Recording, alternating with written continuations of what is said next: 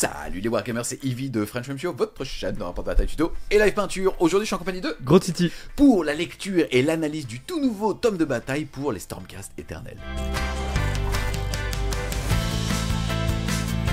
Je me surprends à dire tout nouveau tome de bataille puisque un des petits défauts qu'on trouve à Age of Sigmar 4ème édition, c'est le fait que les livres d'armée quand ils sortent sont le prolongement de la version des index. Là pour les Stormcast c'est un petit peu différent puisqu'ils arrivent avec des nouvelles unités, surtout un décor de faction qui apporte un vent de fraîcheur, mais on est quand même toujours dans la continuité des index. En tout cas je rappelle que cette édition est sortie aux alentours de mi-juillet, que Game Workshop vient d'appliquer il y a 1 ou 2 semaines quand sortira cette vidéo ce qu'on appelle un Battle Scroll, c'est-à-dire un patch d'équilibrage. Et derrière, les Stormcast vont donc bien s'en sortir. On reste sur les Golden Boy de cette édition qui permettent de jouer plein de gameplay. Toi, en tout cas, qu'est-ce que t'attendais? Qu'est-ce que t'as eu?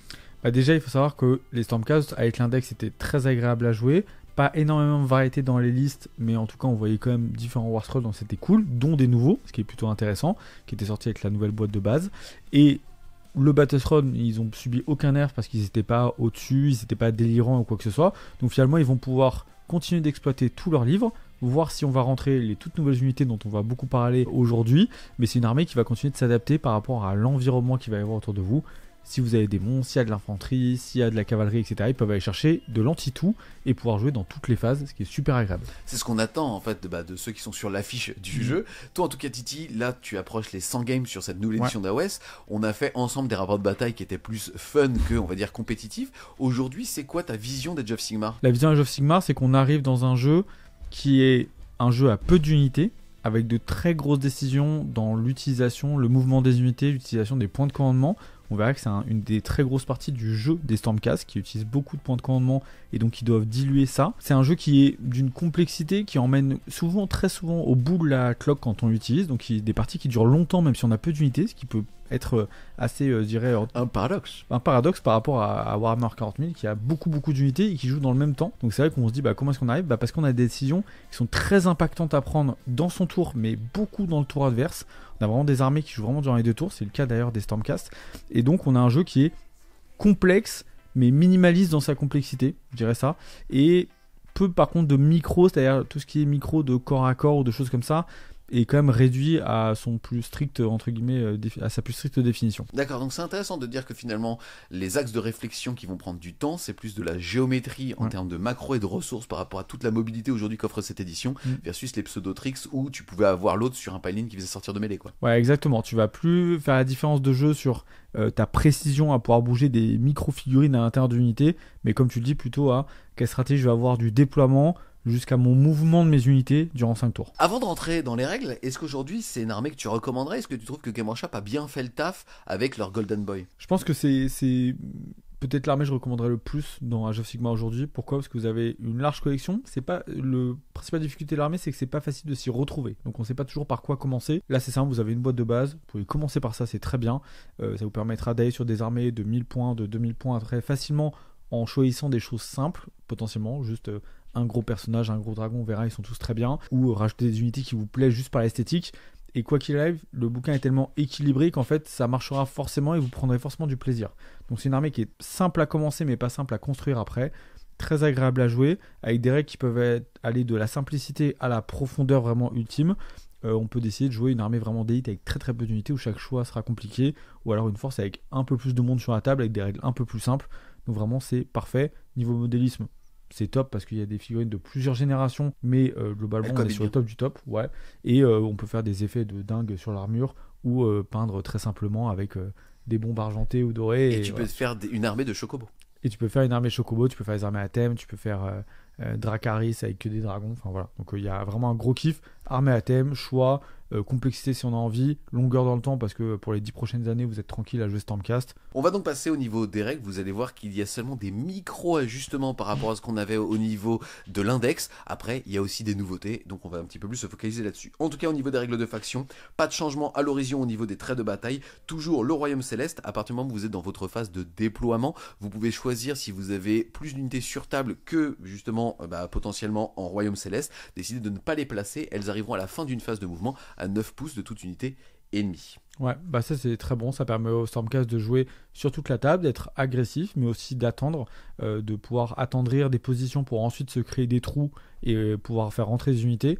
C'est une armée qui peut avoir potentiellement peu de tirs, mais très efficace, donc ils sont très bons pour tuer des petites unités, libérer ainsi un peu la table et faire arriver ensuite des grosses unités en renfort pour soit accomplir les tactiques, soit pour vraiment porter un coup significatif à l'armée ennemie. Ok. Ensuite, on va avoir descendu des cieux. C'est une aptitude qui va s'utiliser une fois par partie et qui va nous coûter 1 point d'ordre. Ça va s'utiliser à sa phase de mouvement à partir du moment où une unité de au moins 2 figurines qui soit infanterie, soit cavalerie, mais qui ne soit pas unique, c'est-à-dire qui ne soit pas nommée, a été détruite. Alors, 1 pion d'ordre et vous pouvez les ramener à mi-effectif. Ouais, donc ça c'est pareil, c'est comme ça fait le jeu Stormcast qu'il faut garder toujours un point de commande pour pouvoir les ramener et tempo ça. Donc on voit qu'on commence à utiliser des CP déjà sur cette phase-là. Dans la construction de liste, on voit en général les unités qu'on va aimer ramener. C'est souvent plutôt des petites unités que vraiment des unités importantes, parce que comme l'armée est très tanky, parce qu'on a quasiment une 3+ de sauvegarde sur toute l'armée, ce qui est assez fort dans cette version-là, et ben en fait on a un peu de mal à perdre souvent les très très grosses unités qui vont durer souvent, et même l'adversaire va éviter de s'en débarrasser en mettant beaucoup de force pour les laisser plutôt diminuer. Donc ça va nous permettre de ramener surtout une petite infanterie ou une cavalerie un peu légère, qui va nous permettre surtout de ramener un peu d'attrition et d'unité sur la table pour pouvoir accomplir les objectifs ou tenir tout simplement la partie. D'accord, on termine ensuite avec l'heure de gloire, ça va s'utiliser une fois par tour pour l'armée. Vous allez choisir une unité à votre phase de héros et jusqu'à la fin du tour, donc attention, ça ne marche que sur votre tour à vous. Cette unité va avoir +1 à ses jets de blessure et surtout +1 chez ses jets de sauvegarde. Ouais, bah ça on en voit, en fait il y a 2 utilisations que j'ai pu voir là durant les parties. La première c'est je veux faire mal à mon adversaire et donc je le mets pour avoir le +1 blessure, le +1 sauvegarde je m'en fiche. Au pire, tu me tues après, c'est pas important, mais je veux vraiment annihiler une cible, sûr et certain. Ça, c'est la première utilisation qui est, on va dire, la plus simple. La deuxième qui est pas mal utilisée finalement, que j'ai peut-être plus vu, c'est le côté du je vais mettre +1 sauvegarde, je vais te foncer dessus, je vais potentiellement mettre aussi une défense en règle qui est un ordre qui permet aussi d'avoir un +1 sauvegarde, donc on commence à déprécier la caractéristique de reine de vos adversaires. Et ainsi, je me jette sur un adversaire pour le bloquer, le contraindre dans ses mouvements.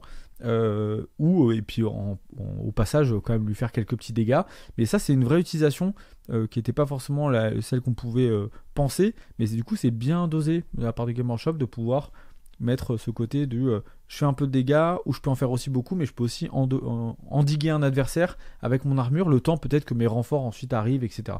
Donc il y a un vrai jeu de tempo sur l'armée avec ce trait là. Ok, on passe maintenant aux formations de bataille. Donc ça, vous allez choisir au moment où vous faites votre armée de choisir une de ces formations. Ça ne veut pas forcément dire que vous allez devoir mettre des unités qui correspondent, mais si vous en mettez, vous aurez alors des bonus. Ouais. On commence par l'aura ancienne. Ça va s'adresser donc à la chambre de la perdition. C'est la chambre qui est apparue avec cette 4e édition. C'est les Stormcast qui ont conscience qu'ils sont en train de perdre la mémoire. C'est pour ça qu'ils ont créé cette espèce de sous-chambre. Et c'est aussi pour ça que la règle en général, c'est d'annuler une aptitude sur un 4+, ou sur un jet de dés. En fait, tout simplement parce qu'ils sont conscient d'être oublié. Ouais. En tout cas, ici, ça veut dire qu'une fois par tour, à n'importe quelle phase de héros, donc ami ou ennemi, ouais, comparativement à l'heure de gloire, vous allez pouvoir donner à une unité de la perdition une protection à 5+. Ouais, c'est très fort, c'est vraiment bon parce que, comme on le disait, quasiment toute l'armée a une 3+ de sauvegarde en dehors des bêtes, etc. Et donc passer en 3+, 5+, on peut vraiment casser les stats de combat, avoir des unités qui tankent vraiment. Ça peut être utilisé sur des petites unités comme les prosecutors, mais aussi sur des unités un peu plus vraiment marteau / même enclume, parce qu'on a des unités qui font les deux dans le livre Stormcast, pour vraiment les rendre quasiment impossible à tuer, même pour certaines unités, à défaut d'avoir des blessures mortelles, etc. Donc c'est une très très très très bonne chambre qu'on a vue dans des builds, donc elle fonctionne en plus sur table. Voilà, et elle oriente un petit peu dans la construction de liste, mais on n'est pas obligé d'avoir toute son armée dans la chambre de l'apparition pour que ça fonctionne. Rien que même 2 unités, ça suffit largement à pouvoir choisir ça et embêter l'adversaire avec ses protections à 5. Sachant qu'on peut aussi ramener ces unités-là. Il y en a beaucoup qui moyennement de points de commandement, donc on n'est pas je perds mes unités, j'en ramène et je continue de donner ma protection. Ensuite, on enchaîne avec Lost Orageux, frappe synchronisée. Ça va s'adresser à la chambre de guerrier. En gros, on va pouvoir ajouter 1 au jet de touche de ces fameux chambres guerriers à partir du moment où ils sont à 12 pouces d'unité Stormcast qui ne soit pas de cette chambre-là. Et petite précision, maintenant ça ne marche plus avec les héros et les bêtes. Ouais, c'est ça. Petite précision qui change par rapport à l'index, justement, parce que c'était très utilisé pour le coup avec les beasts, donc on peut penser notamment aux Griffons ou aux petits oiseaux qui permettaient pour un coup anecdotique de donner des +1 touches. C'est une très très bonne sous-agence.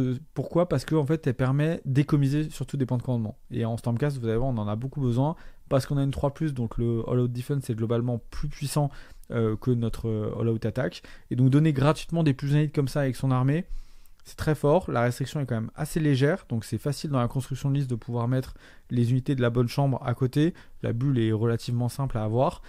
Donc moi je trouve que cette chambre elle est très très bien, très passe-partout, et ça permet de se faire avec aussi un début de gestion de bulle quand on commence à jouer. Par exemple, on peut commencer par celle qui donne la perdition, puis après on essaie de rentrer les unités de la bonne chambre pour pouvoir trickser sur la deuxième, et ça nous permet de commencer à faire de la géométrie entre les unités. Ça permet aussi de monter d'un cran, on va dire, dans la capacité du jeu et sa difficulté. Ok, ensuite on va avoir l'aile d'avant-garde, manœuvre hors pair. En gros, une fois par tour, à votre phase de mouvement, vous allez choisir une unité qui a le mot-clé avant-garde bien évidemment, et qui n'a pas encore utilisé son aptitude standard de mouvement. Vous allez pouvoir jeter, et sur un 3+, vous allez pouvoir faire ce qu'on appelle un bling, c'est-à-dire la retirer mais la poser instantanément et la mettre à 9 pouces d'unité ennemie. Alors c'est une attitude qui peut paraître au départ très forte, parce que ça nous permet quand même de téléporter des unités, donc on va dire, vous verrez qu'il y a pas mal de mécanismes de TP en Stormcast, que ce soit par des prières, par le décor et tout. Mais là, on est face à une étude qui est core dans ces keywords qui sont en bas, ce qui fait que si vous ratez cette téléportation, vous n'avez pas le droit de bouger parce que vous avez déjà utilisé une aptitude qui était core. Donc en fait, ça restreint vachement. C'est-à-dire, je rate ma TP, mon unité ne peut même pas se déplacer normalement. Bon, c'est vraiment très très restrictif et donc ça condamne un peu cette chambre qu'on n'avait déjà pas vue dans quasiment toutes les Stormcast, et je pense qu'on verra quasiment pas. Yes, on va terminer avec l'échelon foudroyant, orage imminent, une fois par tour à n'importe quelle phase de mêlée, donc ami ou ennemi. On va pouvoir prendre une unité de la chambre extrémiste qui a chargé à ce tour et jeter un dé sur un 3+, elle va hériter de frappe en premier. Ouais, bon, c'est pas mal. Maintenant, si on voit la comparaison, c'est qu'en fait on a deux entre guillemets choix qui ne marchent que si on réussit un jet de dé quand même de 3+, avec des conditions derrière, et deux autres qui sont automatiques sans aucun jet de dé. Donc en fait, malheureusement, on se porte très souvent sur les deux premiers choix qu'on a pu voir. Celle-ci est pas mauvaise, avoir un frappe en premier dans la version, c'est très fort, parce que ça permet en plus d'enchaîner, donc de faire taper 2 fois avec le séquencement dans Age of Sigmar. Même moi qui joue que des unités d'avant-garde, parce que c'est le gameplay que j'ai choisi de jouer, que des chocobos, parce que je suis un gland et ainsi de suite. En fait, finalement, quand tu bouges de 10 plus D6, que tu peux quand même tirer, charger, bref, que tu peux tout faire, est-ce que tu as besoin d'un TP ? T'as la mobilité pour y aller, t'as des figurines multi-PV. En fait, ce qu'il y a pas là, c'est que même l'ADN, je trouve qu'elle a chié. Pardon. Non, mais en fait, ils ont fait un truc d'avant-garde où aujourd'hui, de toute façon, t'as un ordre de fin de tour qui te permet de rebouger quand t'as plus de PV que l'adversaire. Ouais. Comme quand tu joues des unités d'avant-garde en général, sauf quand tu joues l'infanterie, tu as plus de PV que ton adversaire, tu as la mobilité pour un pion d'ordre. Va pas prendre une formation pour ça, quoi. Ouais, ou alors tu la mets au moins pas corps. Ouais. Ou alors tu la mets en automatique, ou tu fais un truc pour avoir vraiment un truc qui dit je TP et je bouge, j'ai 2 TP, 3 TP par tour potentiellement. Bon, l'armée elle devient infernale à affronter, au moins il y a un vrai style en termes de gameplay. Là c'est genre je prends une sous-agence et pendant toute la partie ça se trouve je vais jamais TP. Ok, on va se focaliser donc sur ce qui marche. Comme on l'a dit de toute façon, de fait d'une protection à 5 sur une unité de la perdition, même quand moi je jouais avant-garde, j'avais toujours une unité de 6 prosécuteurs et c'est eux qui, tu sais qu'ils vont revenir parce que pour le coup, là le mec est obligé de les gérer. Eux, là c'est une unité de PV, ça vole super vite, mais il est obligé de la gérer. Et la protection à 5, elle est tout le temps bien en fait finalement sur eux. Tout le temps forte. Et derrière, toi, qu'est-ce que tu as vu au niveau des frappes synchronisées pour avoir le plus un hit pour avoir le plus un touché sur les chambres de guerriers? De manière générale, tu mets dans ta construction, tu vas inclure, on va dire, 2 unités qui vont te permettre de trickser tes plus un hit, que tu vas garder de côté, que tu peux en plus potentiellement ramener. Donc parce que tu reviens avec tes mots-clés, donc tes mots-clés c'est toujours la chambre guerrière si tu as besoin, et ça suffit largement à donner ton plus un hit, sachant que comme tu as des bons mécanismes de mouvement qui sont améliorés en plus avec le décor, maintenir ta bulle, même avec tes unités qui arrivent en frappe en profondeur depuis les cieux, ou qui partent avec des téléportations, maintenant on voit des choses où tu peux dire je TP une unité qui va tenter une charge, et je TP aussi par mon décor par exemple, une unité qui va aller lui donner le plus un hit au cas où elle réussit sa charge. Donc en fait, tu as toutes tes combinaisons qui peuvent fonctionner, quel que soit ton mouvement, les unités que tu prends, si tu prends des cavaleries et tu cherches des unités à pied qui vont donner le plus un hit, elles arriveront à suivre le rythme quoi qu'il arrive. Ça c'est la force de Stormcast, c'est cette fiabilité et solidité dans son gameplay, quels que soient les choix en termes de construction. On passe maintenant au trait héroïque, l'aspect d'Adir. On va commencer par le choc et stupeur. C'est une aptitude passive qu'on va donc donner à un héros. Quand celui-ci va utiliser l'aptitude descendant de l'orage, c'est-à-dire qu'il a été déployé dans le ciel et quand il va arriver pour la première fois, il va avoir -1 pour être touché. Et derrière, pendant toute la partie, dès qu'une unité est placée de cette façon-là, entièrement à 12 pouces de lui, elle aussi aura -1 pour être touchée. attention, ça ne marche uniquement sur cette méthode de déploiement. Ouais. Le décor derrière ne vous remet pas dans les descendants de l'orage, ça vous propose juste encore une fois un blink, c'est-à-dire on retire l'unité et on la remet tout de suite. Ouais, c'est ça. Dommage, parce que sinon il y avait un vrai gameplay à aller chercher. Maintenant, c'est une bonne règle. Un -1 touché quand vous avez déjà une 3+ de base et potentiellement aussi une 5+ de protection derrière. C'est vraiment pas mal. C'est vraiment un bon trait, mais qui est difficile à jouer, qui sera pas tout le temps utile durant toute la partie. Par contre, en début de game, quand on a la moitié de son armée qui est pas sur table, bah, ça permet de créer des vrais tricks de défense qui sont vraiment très très très très bons, sachant qu'en plus en ordre de gloire, à son tour, on a aussi une plus en sauvegarde potentiellement sur l'unité. Donc c'est vraiment vraiment fort. Enfin, il y a vraiment des belles combinaisons à faire. Yes, ensuite on va avoir le messager des cieux, ça va s'utiliser à votre phase de héros. Les restrictions, c'est qu'il faut que sur le tour précédent, une unité Stormcast ait été détruite. Et là, vous allez pouvoir en choisir une autre qui soit 12 pouces du porteur et lui donner une protection à 5. Ouais, bah du coup, on peut se retrouver avec des armées qui sont pas complètement, mais à moitié ou majoritairement en protection à 5, parce qu'on a aussi des Warscroll, vous le verrez, qui ont des protections à 5 natives. Donc on commence à avoir une armée qui peut être moitié quasiment, voire supérieure à la moitié en termes d'unités sur table, en protection à 5. Celle-là est très bonne. Le problème, c'est que la condition, c'est quand même de perdre des unités. Donc c'est pas toujours ce qu'on souhaite. Maintenant, on est quand même sur une armée qui va pouvoir envoyer des unités un peu en missile avec notre heure de gloire, et on sait qu'on va les perdre, mais c'est notre choix, ce qui n'est pas forcément grave. Et donc ça, plus des chambres de la perdition, ça nous fait vraiment 2 unités par tour qui peuvent être en protection à 5. C'est très bon. Celui-là, c'est quasiment celui qui a été le plus joué depuis que l'index est sorti. Donc clairement, il a a priori l'avantage des joueurs en termes de gameplay de possibilités, sachant que c'est n'importe quelle unité qui est morte. Donc même quand on perd un petit cordon, type Griffand ou quoi que ce soit, ça va trier entre guillemets notre protection à 5 pour pas grand chose. Yes, et le dernier, ça va être le fervent défenseur. Tout simplement, le porteur va avoir +3 à son contrôle d'objectif quand il contrôle un objectif dans son territoire par contre. Celui-là, c'est pour le coup le moins bon des trois. Pourquoi ? Parce qu'il a trop de restrictions, le fait qu'on doit être dans notre objectif, et surtout, il nous apporte une règle qui est contester un objectif pour avoir un bonus d'OC, au moins, au minima. C'est pas ce qu'on recherche. Ce qu'on préfère dans le jeu, c'est soit un buff passif, soit un debuff qui est autour ou quand on est engagé au combat. Ça, c'est les deux règles qu'on voit qui sont impactantes dans le jeu. Celle-là est pas assez bonne. Et en plus, on se rend compte que les personnages qui vont porter ce genre de choses sont souvent des personnages à pied dans la plupart des listes et donc n'ont pas la mobilité pour aller vraiment menacer ce qu'on aimerait menacer, etc. Voilà, c'est pas très bon et il perd la comparaison avec les deux autres. Ensuite, on va passer aux artefacts de pouvoir. Un qui va être passif, mais qui va être en continu, et deux qui vont être à usage unique. Je commence par les deux à usage unique. Le premier, c'est le pendentif du néant. Il va s'utiliser une fois par partie à la fin de n'importe quel tour. Il va permettre de choisir une unité ennemie à 3 pouces de lui et lui faire -5 à son contrôle d'objectif. Ou alors, il va avoir le brevet vice-sergent, et une fois par partie à n'importe quelle phase de mêlée, il va déclarer qu'il a frappe en premier. Ouais. Et le dernier, ça va être le bouclier miroir, qui fait que cette unité ne peut pas être ciblée par les attaques de tir si l'unité ennemie est à plus de 9 pouces d'elle.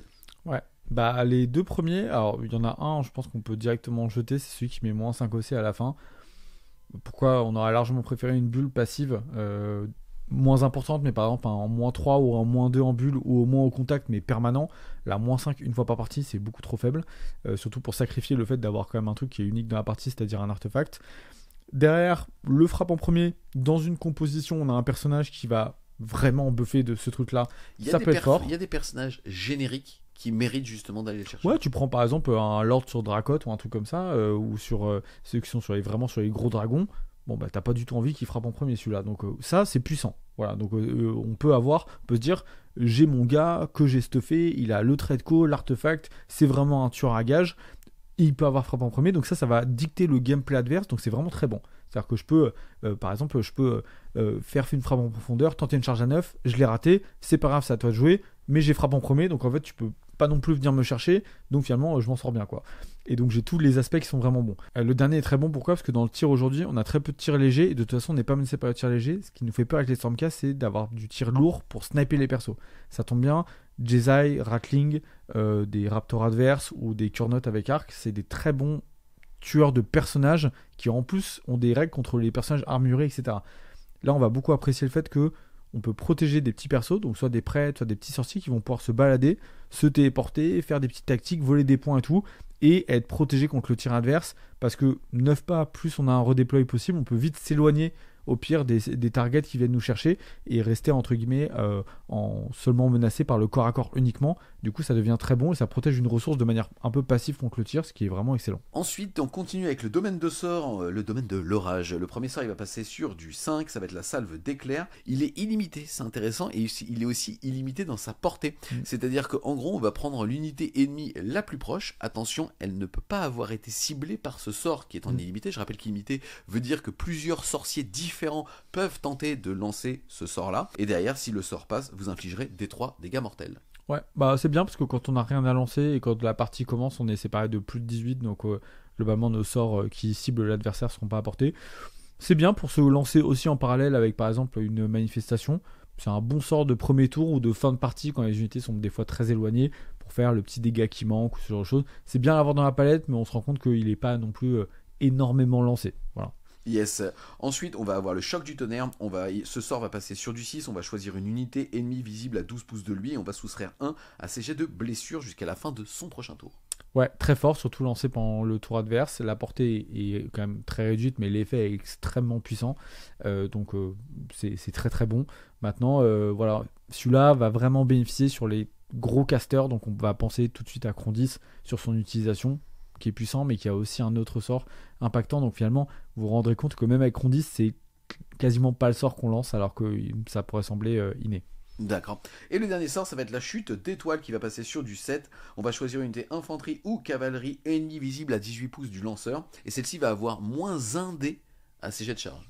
C'est super fort. C'est monstrueux. On peut le lancer. Déjà, la portée est exceptionnelle. 18 pas pour un moins 1 dé de charge, c'est trop fort. Ensuite, on a quand même le côté de pouvoir le lancer pendant le tour adverse. Ça dure jusqu'à notre prochain round à nous. Donc du coup, jusqu'à notre prochaine phase de héros. En fait, je peux lancer à mon tour. Pendant ton tour, j'utilise un point de commandement, je le lance aussi sur toi. Donc je peux potentiellement cibler, soit le tenter 2 fois sur la même unité, soit en affecter 2 chez toi. Donc on se rend compte que par exemple, celui d'avant qui était trop bien, on se disait, moins 1 blessure, c'est super fort.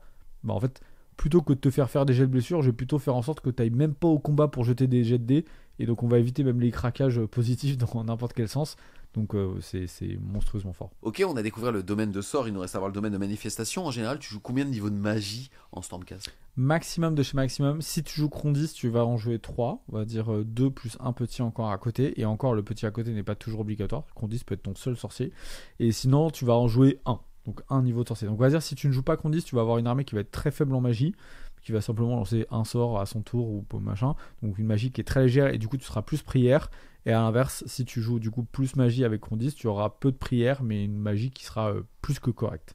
Ok, là maintenant si on parle du domaine de manifestation de l'orage aujourd'hui, il y en a donc 3, il y en a un qui va faire quelques dégâts, il y en a un qui va permettre de prendre un niveau supplémentaire en se mettant sur son disque, et il y a la fameuse comète qui elle met des blessures mortelles en zone. Aujourd'hui, est-ce que tu les as vus beaucoup en Stormcast? Comment est-ce que tu les as vus jouer et où est-ce que tu penses que ça va se diriger?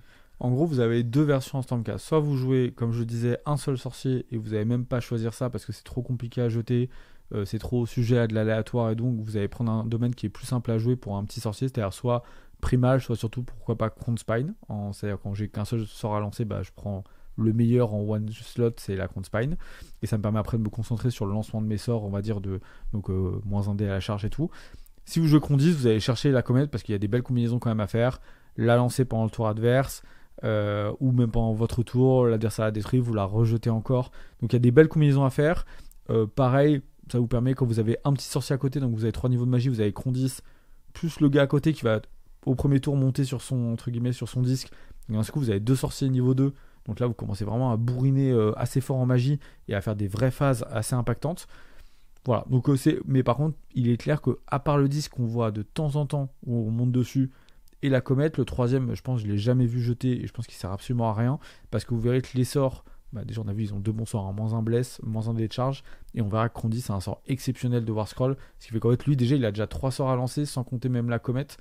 Il est sorti niveau 2, donc vous avez déjà un panel de choix qui est beaucoup trop élevé par rapport à ce dont vous avez besoin de faire. C'est là on se rend compte qu'on n'a pas besoin d'aller chercher forcément d'autres domaines de manifestation et on n'en bénéficie pas plus que, entre guillemets, surtout moins que d'autres armées. Ok, on enchaîne donc avec le domaine de prière. Ici, 3 prières. La première, elle va passer sur du 4 et elle va avoir un effet critique sur du 8. Vous allez pouvoir choisir une unité entièrement à 12 pouces du prêtre et la soigner de D3. Et si c'était un critique, vous allez soigner toutes les unités entièrement à 12 pouces de D3. Ouais, bah c'est bien quand on a une bonne sauvegarde, on a vu une protection, qu'on a des pièces maîtresses que sont nos prêtres, nos gros personnages, des gros dragons, etc. Bah c'est très bien de pouvoir se soigner. Et surtout, c'est une bonne prière attentiste, c'est-à-dire que quand on ne sait pas encore trop à quoi faire, ou qu'on ne veut pas forcément se projeter, ou qu'on a encore des unités dans les cieux, qu'on n'a pas forcément besoin de téléportation, bah c'est pas mal, on a pris des petits dégâts à distance, on peut se soigner avec ça. Et entre guillemets, ça quand même plus le ralliement qui peut s'effectuer sur n'importe qui pour un point de commandement. Ça nous donne quand même un très bon passif de soins pour monter à 3 plus D3, donc on est entre guillemets à 5 PV soignés sur une figurine, c'est plutôt très très bon. Ok. Ensuite, on va avoir la bénédiction des armes. Celle-là, elle passe sur du 6. Elle va permettre de choisir une unité entièrement à 12 pouces du prêtre et de leur donner plus une attaque. Et si on crit à 12, quand même, alors ça sera plus une attaque à toutes les unités à 12 pouces. Ouais, bon, le crit sert pas à grand chose. Par contre, les Stormcast, c'est des unités qui ont peu d'attaque, mais déjà avec des bonnes stats de combat. En général, on est sur du 3-3 ou du 3-2, des choses comme ça. On a très peu de touches à 4. Et donc, et avec des fortes valeurs de dégâts. Et une valeur en reine qui, entre guillemets, fluctue en fonction des figurines. Donc, on a peu entre guillemets, notre stat de craquage est quand même assez forte. C'est-à-dire qu'on va le jeter sur les personnages, c'est 4 attaques pour les personnages à pied, ou sur les dragons, on a 5 attaques, 6 attaques. Donc chaque attaque supplémentaire que vous pouvez mettre comme sur une figurine, c'est un bon fiabilisateur. Et en plus, on verra qu'on a quelques petites unités de saturation, notamment anti-infanterie et tout, qui vont beaucoup bénéficier de ces attaques-là. Ou alors des attaques avec des très gros dommages et une bonne reine sur les personnages. Donc quand vous avez une attaque flat 4, quand vous en rajoutez une, c'est potentiellement vraiment 4 dégâts supplémentaires. Donc ça peut paraître peu, pourtant ça peut être quand même assez impactant. Voilà, donc c'est une prière qui est finalement pas si mauvaise que ça. Ça, plus l'heure de gloire, on se rend compte que durant notre tour, on peut arriver avec un profil qui a été boosté en attaque, plus un blessure partout. C'est très bon. Ok, et la dernière, c'est la translocation qui va passer sur du 4, qui va permettre tout simplement de retirer une unité du champ de bataille et de la replacer à 9 pouces. Et si jamais on avait fait un crit à 8, alors en plus de ça, l'unité aura -1 pour être touchée jusqu'à la fin du round. Bah, ça fait tout le jeu Stormcast, la translocation, ça change. Est-ce que tu penses, est-ce que je te coupe, mais en fait, avant, on voulait potentiellement aller la chercher encore une fois, dépendamment du gameplay. Maintenant qu'on a le décor, après le décor, encore une fois, il y a des contraintes, il faut être à 6 pouces de lui, blablabla. Je pense qu'on joue les deux. D'accord. Alors, en fait, la transloc, le plus fort, c'est pas de se téléporter pendant son tour, c'est de se téléporter pendant le tour adverse.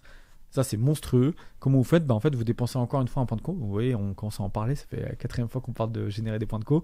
C'est pour mettre des points de rituel durant votre, entre guillemets, votre tour. Et ensuite, un point de commandement. Je lance la prière durant le tour de l'adversaire et je m'en vais. On peut pas me la dissiper. On peut pas m'empêcher de le faire. Il y a que le 1 fatidique sur la prière qui va me casser ça.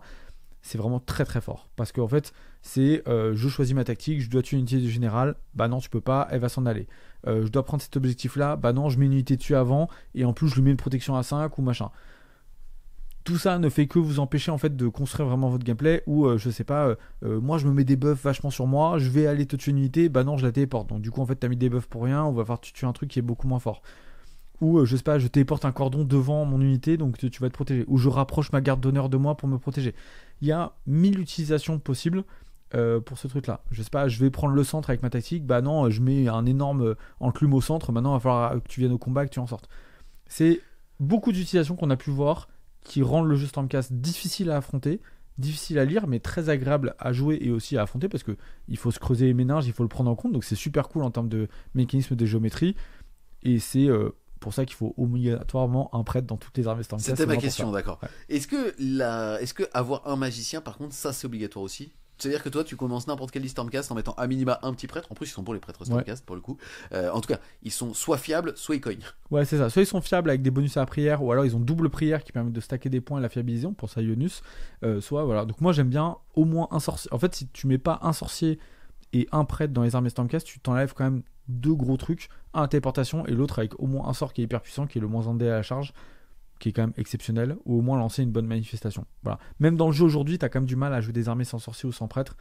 Enfin, tu sors d'une phase quand même qui est le jeu manifestation, où du coup l'autre joue un peu tout seul et tu pourras pas vraiment le contrer. C'est parti les amis, on rentre maintenant dans le dur de ce Battle Tome. On va donc parler des personnages. On commence bien évidemment par le Célestant Prime avec le marteau de Sigmar Gaz-Maraz. Il a perdu en points depuis l'index, puisqu'il a perdu 40 points, il était à 360, il est passé à 320. Ouais, bah, c'est toujours une bonne machine à peindre, hein. Il met toujours des... Alors, vous jouez déjà, vous avez Galmaras, donc il met des énormes tartines très bonnes. Il a comme une règle qui l'avantage sur la frappe en profondeur, c'est-à-dire quand il va arriver, plus la partie avance, plus il va se rapprocher de l'ennemi avec ça, donc c'est quand même très bon. On verra qu'en plus il y a des fiabilisateurs dans le livre qui permettent de booster les unités en charge qui entre guillemets sont tombées des cieux, soit en termes de portée, soit en termes de dégâts. Donc c'est vraiment pas mal. Il tank bien, il a une 3+. Petit dommage qu'on pourrait y trouver, c'est qu'il n'a pas un énorme contrôle d'objectif, il compte que pour 2, donc il va quand même galérer à reprendre. Il reste un Skaven avec une bannière, bah vous ne reprenez même pas un objectif. Maintenant, est-ce qu'il est encore un poil cher ? Moi, je pense qu'il est encore un tout petit peu cher. Peut-être qu'à 300 points, il serait bien. Là, à 320, il rentre encore trop en concurrence dans la construction de l'armée. Mais on se rapproche. Je pense que déjà, il est beaucoup plus jouable qu'avant. Voilà. Mais c'est une bonne machine à peindre. La figurine est dingue. Vous jouez Galmara, c'est très stylé. Comparons donc avec des personnages qui vont avoir un petit peu ce rôle de gros ton aux alentours de 300-350 points avec Indraxta. Indraxta, elle n'a pas changé. Elle est donc toujours à 340. Donc 320 le Prime, 340 Indraxta. Elle a comme règle formidable de tout simplement doubler les dégâts quand elle cible les monstres. Ouais, avec sa super lance qui marche au tir et au corps à corps. Donc vous mettez des dégâts flat 8, flat 6, c'est vraiment rigolo. En tout cas, ça fait des bons trous. Et en plus, elle a un anti-monstre entre guillemets en rend sur ces trucs. Donc elle tabasse vraiment. Indrasta déjà était dans l'ancienne boîte de base. Donc c'est déjà une figurine que beaucoup de joueurs Stormcast ont. La figurine est folle. Et elle a vraiment un design qui a fait ultra bien. Et donc on l'a vu dans des compos, notamment en équipe, pour aller chasser des armées qui ont des monstres. Il y a quand même des monstres qui sont puissants dans le jeu aujourd'hui, des Archaons, des Nagash, des choses comme ça, ou quand vous l'avez sur table, le fait en plus qu'elle ait une charge à 3d6, ce qui est quand même un énorme buff je pense par rapport au Célestin Prime, lui donne la capacité de dire tant que je suis dans les cieux, tu ne peux pas jouer de manière facile tes monstres, parce que je peux FEP et lance, je te charge à 3D, je t'attrape et je te tabasse tes monstres comme jamais. Moi j'aime bien Indrasta et on l'a vu jouer, donc elle est tout à fait jouable. Et quand vous allez tomber sur les monstres de vos potes, ça fait des chocs à pic, donc c'est vraiment stylé. Yes, on enchaîne ensuite avec les frères Dragon, Karazai, le Balafré et Krondys. Krondys s'est un petit peu fait taper sur les doigts puisqu'il a pris 20 points, il est passé de 540 à 560. C'était la version sorcière alors que la version de Karazai était la version corps à corps. Est-ce que tu penses que cette réduction en points va changer un petit peu ce choix ou en fait tu t'en fous, quand tu veux jouer Krondys, c'est pas les 20 points d'écart qui vont faire la diff? Je pense que les 20 points sur Krondys ne changent absolument rien. C'est lui qui est rentré comme un peu le top méta Stormcast. On jouait beaucoup Krondys pour avoir accès à toute la panoplie qu'il peut offrir en termes de sorts. Il a un sort qui est exceptionnel en termes de la Warstone. tempête atypique Ouais, qui passe sur du 8 et qui permet quand elle passe de choisir soit -1 pour être touché, soit -1 à la perforation d'armure, soit -1 aux aides de sauvegarde. Donc c'est soit je t'annihile ton unité en t'enlevant de la sauvegarde, soit je t'enlève le peu de rend que tu avais déjà pour essayer de percer mon armure à 3+, et donc du coup tu ne feras absolument plus rien. Donc ça, plus lancer un -1 dé de charge, c'est tu vas rien me faire, et déjà il faudra déjà que tu réussisses une pauvre charge pour venir me chercher, sinon tu feras vraiment plus rien. Il a un bonus au cast à +2, ce qui le rend vraiment très bon. Donc Krondys, il s'est vraiment installé comme étant une figure de proue de l'armée Stormcast. Je pense qu'il va le rester. Maintenant, je pense qu'on verra plus de choses différentes. Est-ce qu'on verra Karazai ? Karazai, c'est une bonne machine à peindre. Il a un très bon anti-horde. Il tape très fort. C'est une bonne figurine. Maintenant, dans les deux frères, il y a quand même un qui est très très loin devant avec Krondys. Le chouchou, quoi. Voilà, malheureusement.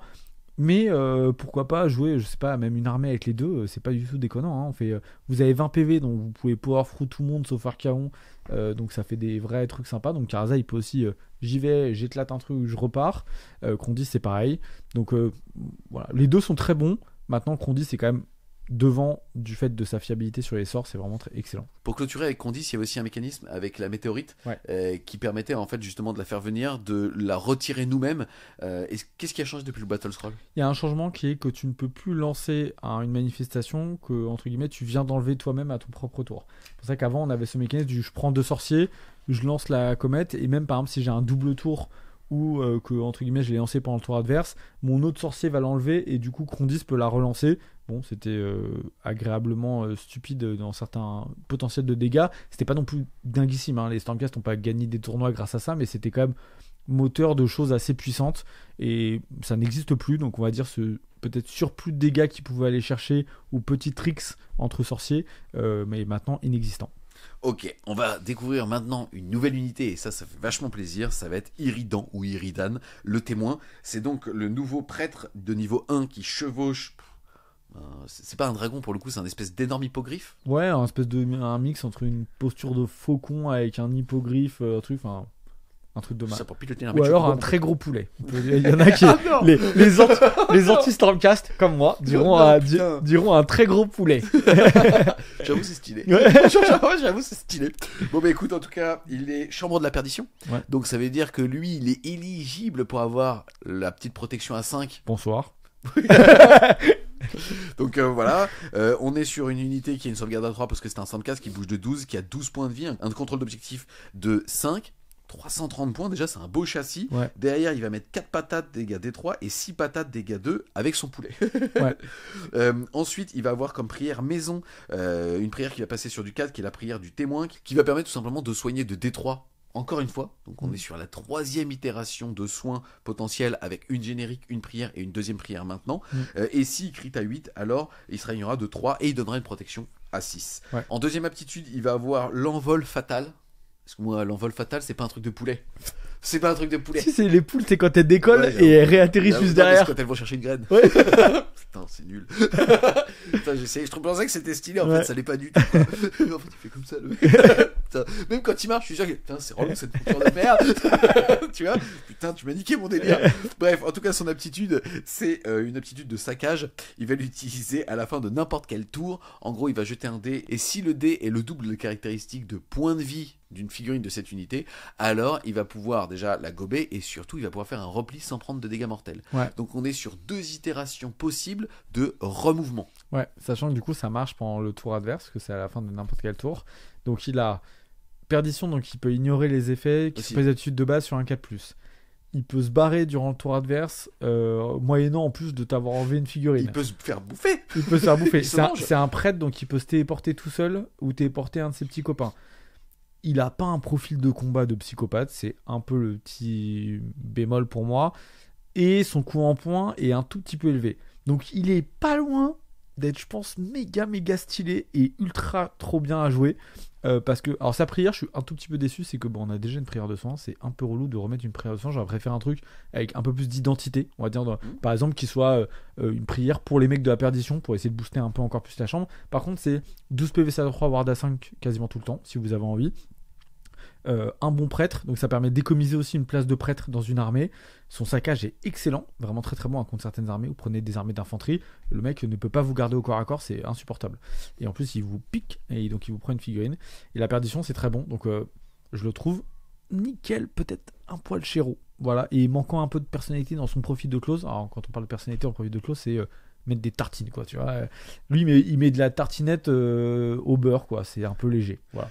D'accord. Mais par contre nouveauté dans le gameplay, fraîcheur, la figurine est dinguissime, donc je pense qu'il s'inclut parfait quoi. Par exemple, on parlait boîte de base, clac, on rajoute lui, il y a de la perdition dans les deux, on prend la chambre et tout, très très simple de booster une armée pour l'amener à 1000 et en découvrant des nouvelles règles en plus sympathiques, tip top. Ok. Si on le met en opposition avec Yonus Cryptborn, donc le gardien des âmes égarées, lui il est à 400. Mais lui il cogne et lui il est prêtre de niveau 2. Par contre il n'a pas le mot-clé perdition, donc on peut pas lui mettre la protection à 5. Ouais. Bah Yonus c'est un espèce de totem un peu à tout faire si vous voulez, qui passera très bien dans des armées. Excuse-moi, dragon, poulet. Ouais, d'ailleurs, le dragon il est très très beau aussi. Hein, ouais, voilà. Mais quand il marche il fait pas comme ça. Non il fait pas comme ça, mais par contre il souffle du vrai feu. Donc déjà, ouais, Yonus c'est une pièce à tout faire. Pourquoi ? Ça tape, ça tire, prêtre de niveau 2. En fait il fait bien tout et donc du coup il est très agréable à jouer parce que c'est une pièce qui est passe-partout. Il est pas, vous pouvez le rentrer dans n'importe quelle liste, dans n'importe quel type de chambre, avec n'importe quel type d'unité à côté, il fera toujours quelque chose. Donc il est vraiment supra agréable à piloter, très difficile à affronter parce que on a un peu une machine qui fait un peu tout, donc il tire bien, il fait du bon close, il prête niveau 2 donc il fiabilise vachement les prières Stormcast. Il a une prière qui est pour le coup change, qui est une prière de dégâts, qui est une chaîne d'éclairs, donc qui est plutôt sympathique, elle apporte un peu de dégâts aux prêtres de l'armée. Yonus c'est une espèce de pierre angulaire dans une armée qui se voudrait très polyvalente.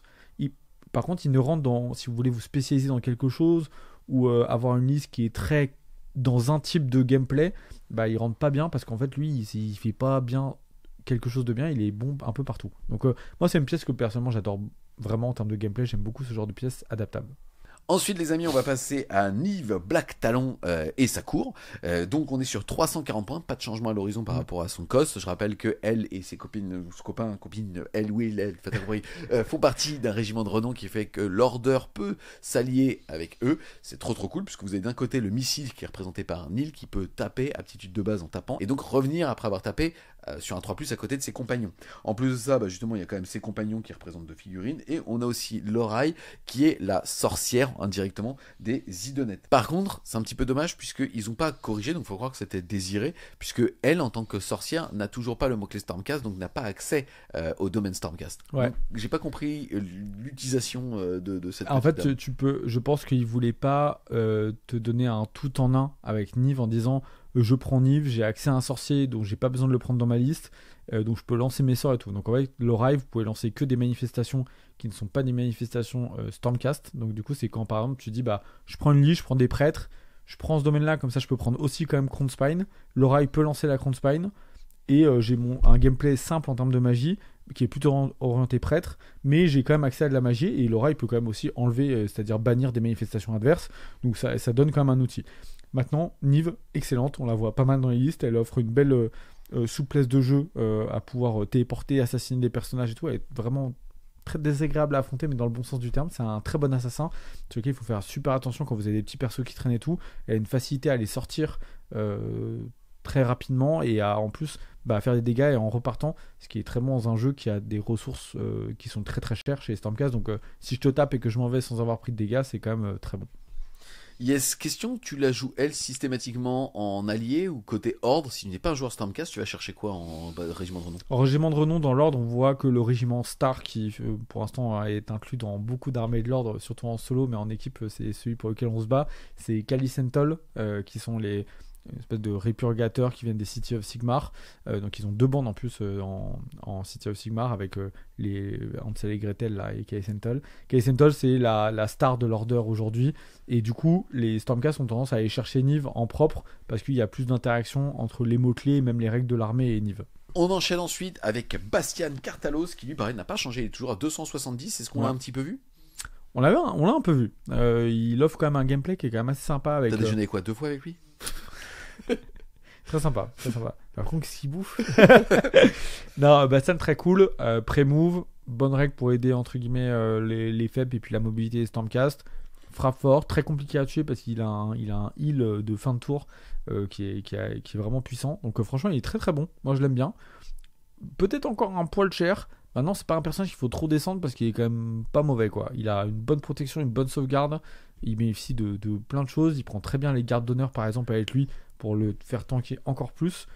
Il met des patates de forain, des dégâts 4. Hein. Ouais, il met pas des. Voilà. Donc, non, moi, c'est un personnage que j'aime bien et je pense qu'on va peut-être plus le voir maintenant qu'on a augmenté Cron 10, changé un peu en termes de méta et tout. Il peut lui aller chercher de nouvelles façons de jouer Stormcast. Très sympa. Ensuite, on va avoir Vandus Hammerhand à 210 points. Ouais, non, je pense qu'on le verra pas plus que ça. Pas de changement. Ancienne figurine qui synergise du coup avec des anciens modèles qui sont pas les stars aujourd'hui. Et au pire, on préférera quand même sa version générique pour pouvoir la stuffer et qui apportera plus dans la construction avec les dracotes qui lui sont associés. Donc c'est clairement pas notre but. D'accord. Là, le prochain, par contre, on va en parler. Gardus, lui, il a perdu 30 points. Il est à 170 maintenant. Est-ce que tu penses qu'on le verra plus? En tout cas, à ce prix-là, on commence quand même un peu à réfléchir, quoi. Gardus qui va, on te rappelle, donner une bulle de protection autour de lui. Maintenant, il a une restriction, c'est qu'il faut qu'il soit engagé au combat. C'est quand même un peu différent. C'est bon, mais c'est pas facile à jouer, quoi. Donc Gardus, il faut que je construise ma liste pour fiabiliser, pour que Gardus rentre au close et qu'ensuite je m'en sorte. Donc est-ce que lui et Bastian, par exemple, ça leur permet d'avoir des vraies possibilités? Peut-être. Il se réfléchit, il a des bonnes règles et le fait qu'il ait perdu en points, ça le rend quand même vachement jouable par rapport à avant. Il a aussi, il se bat bien, il a un profil qui est générique de combat. Franchement, c'est pas mal.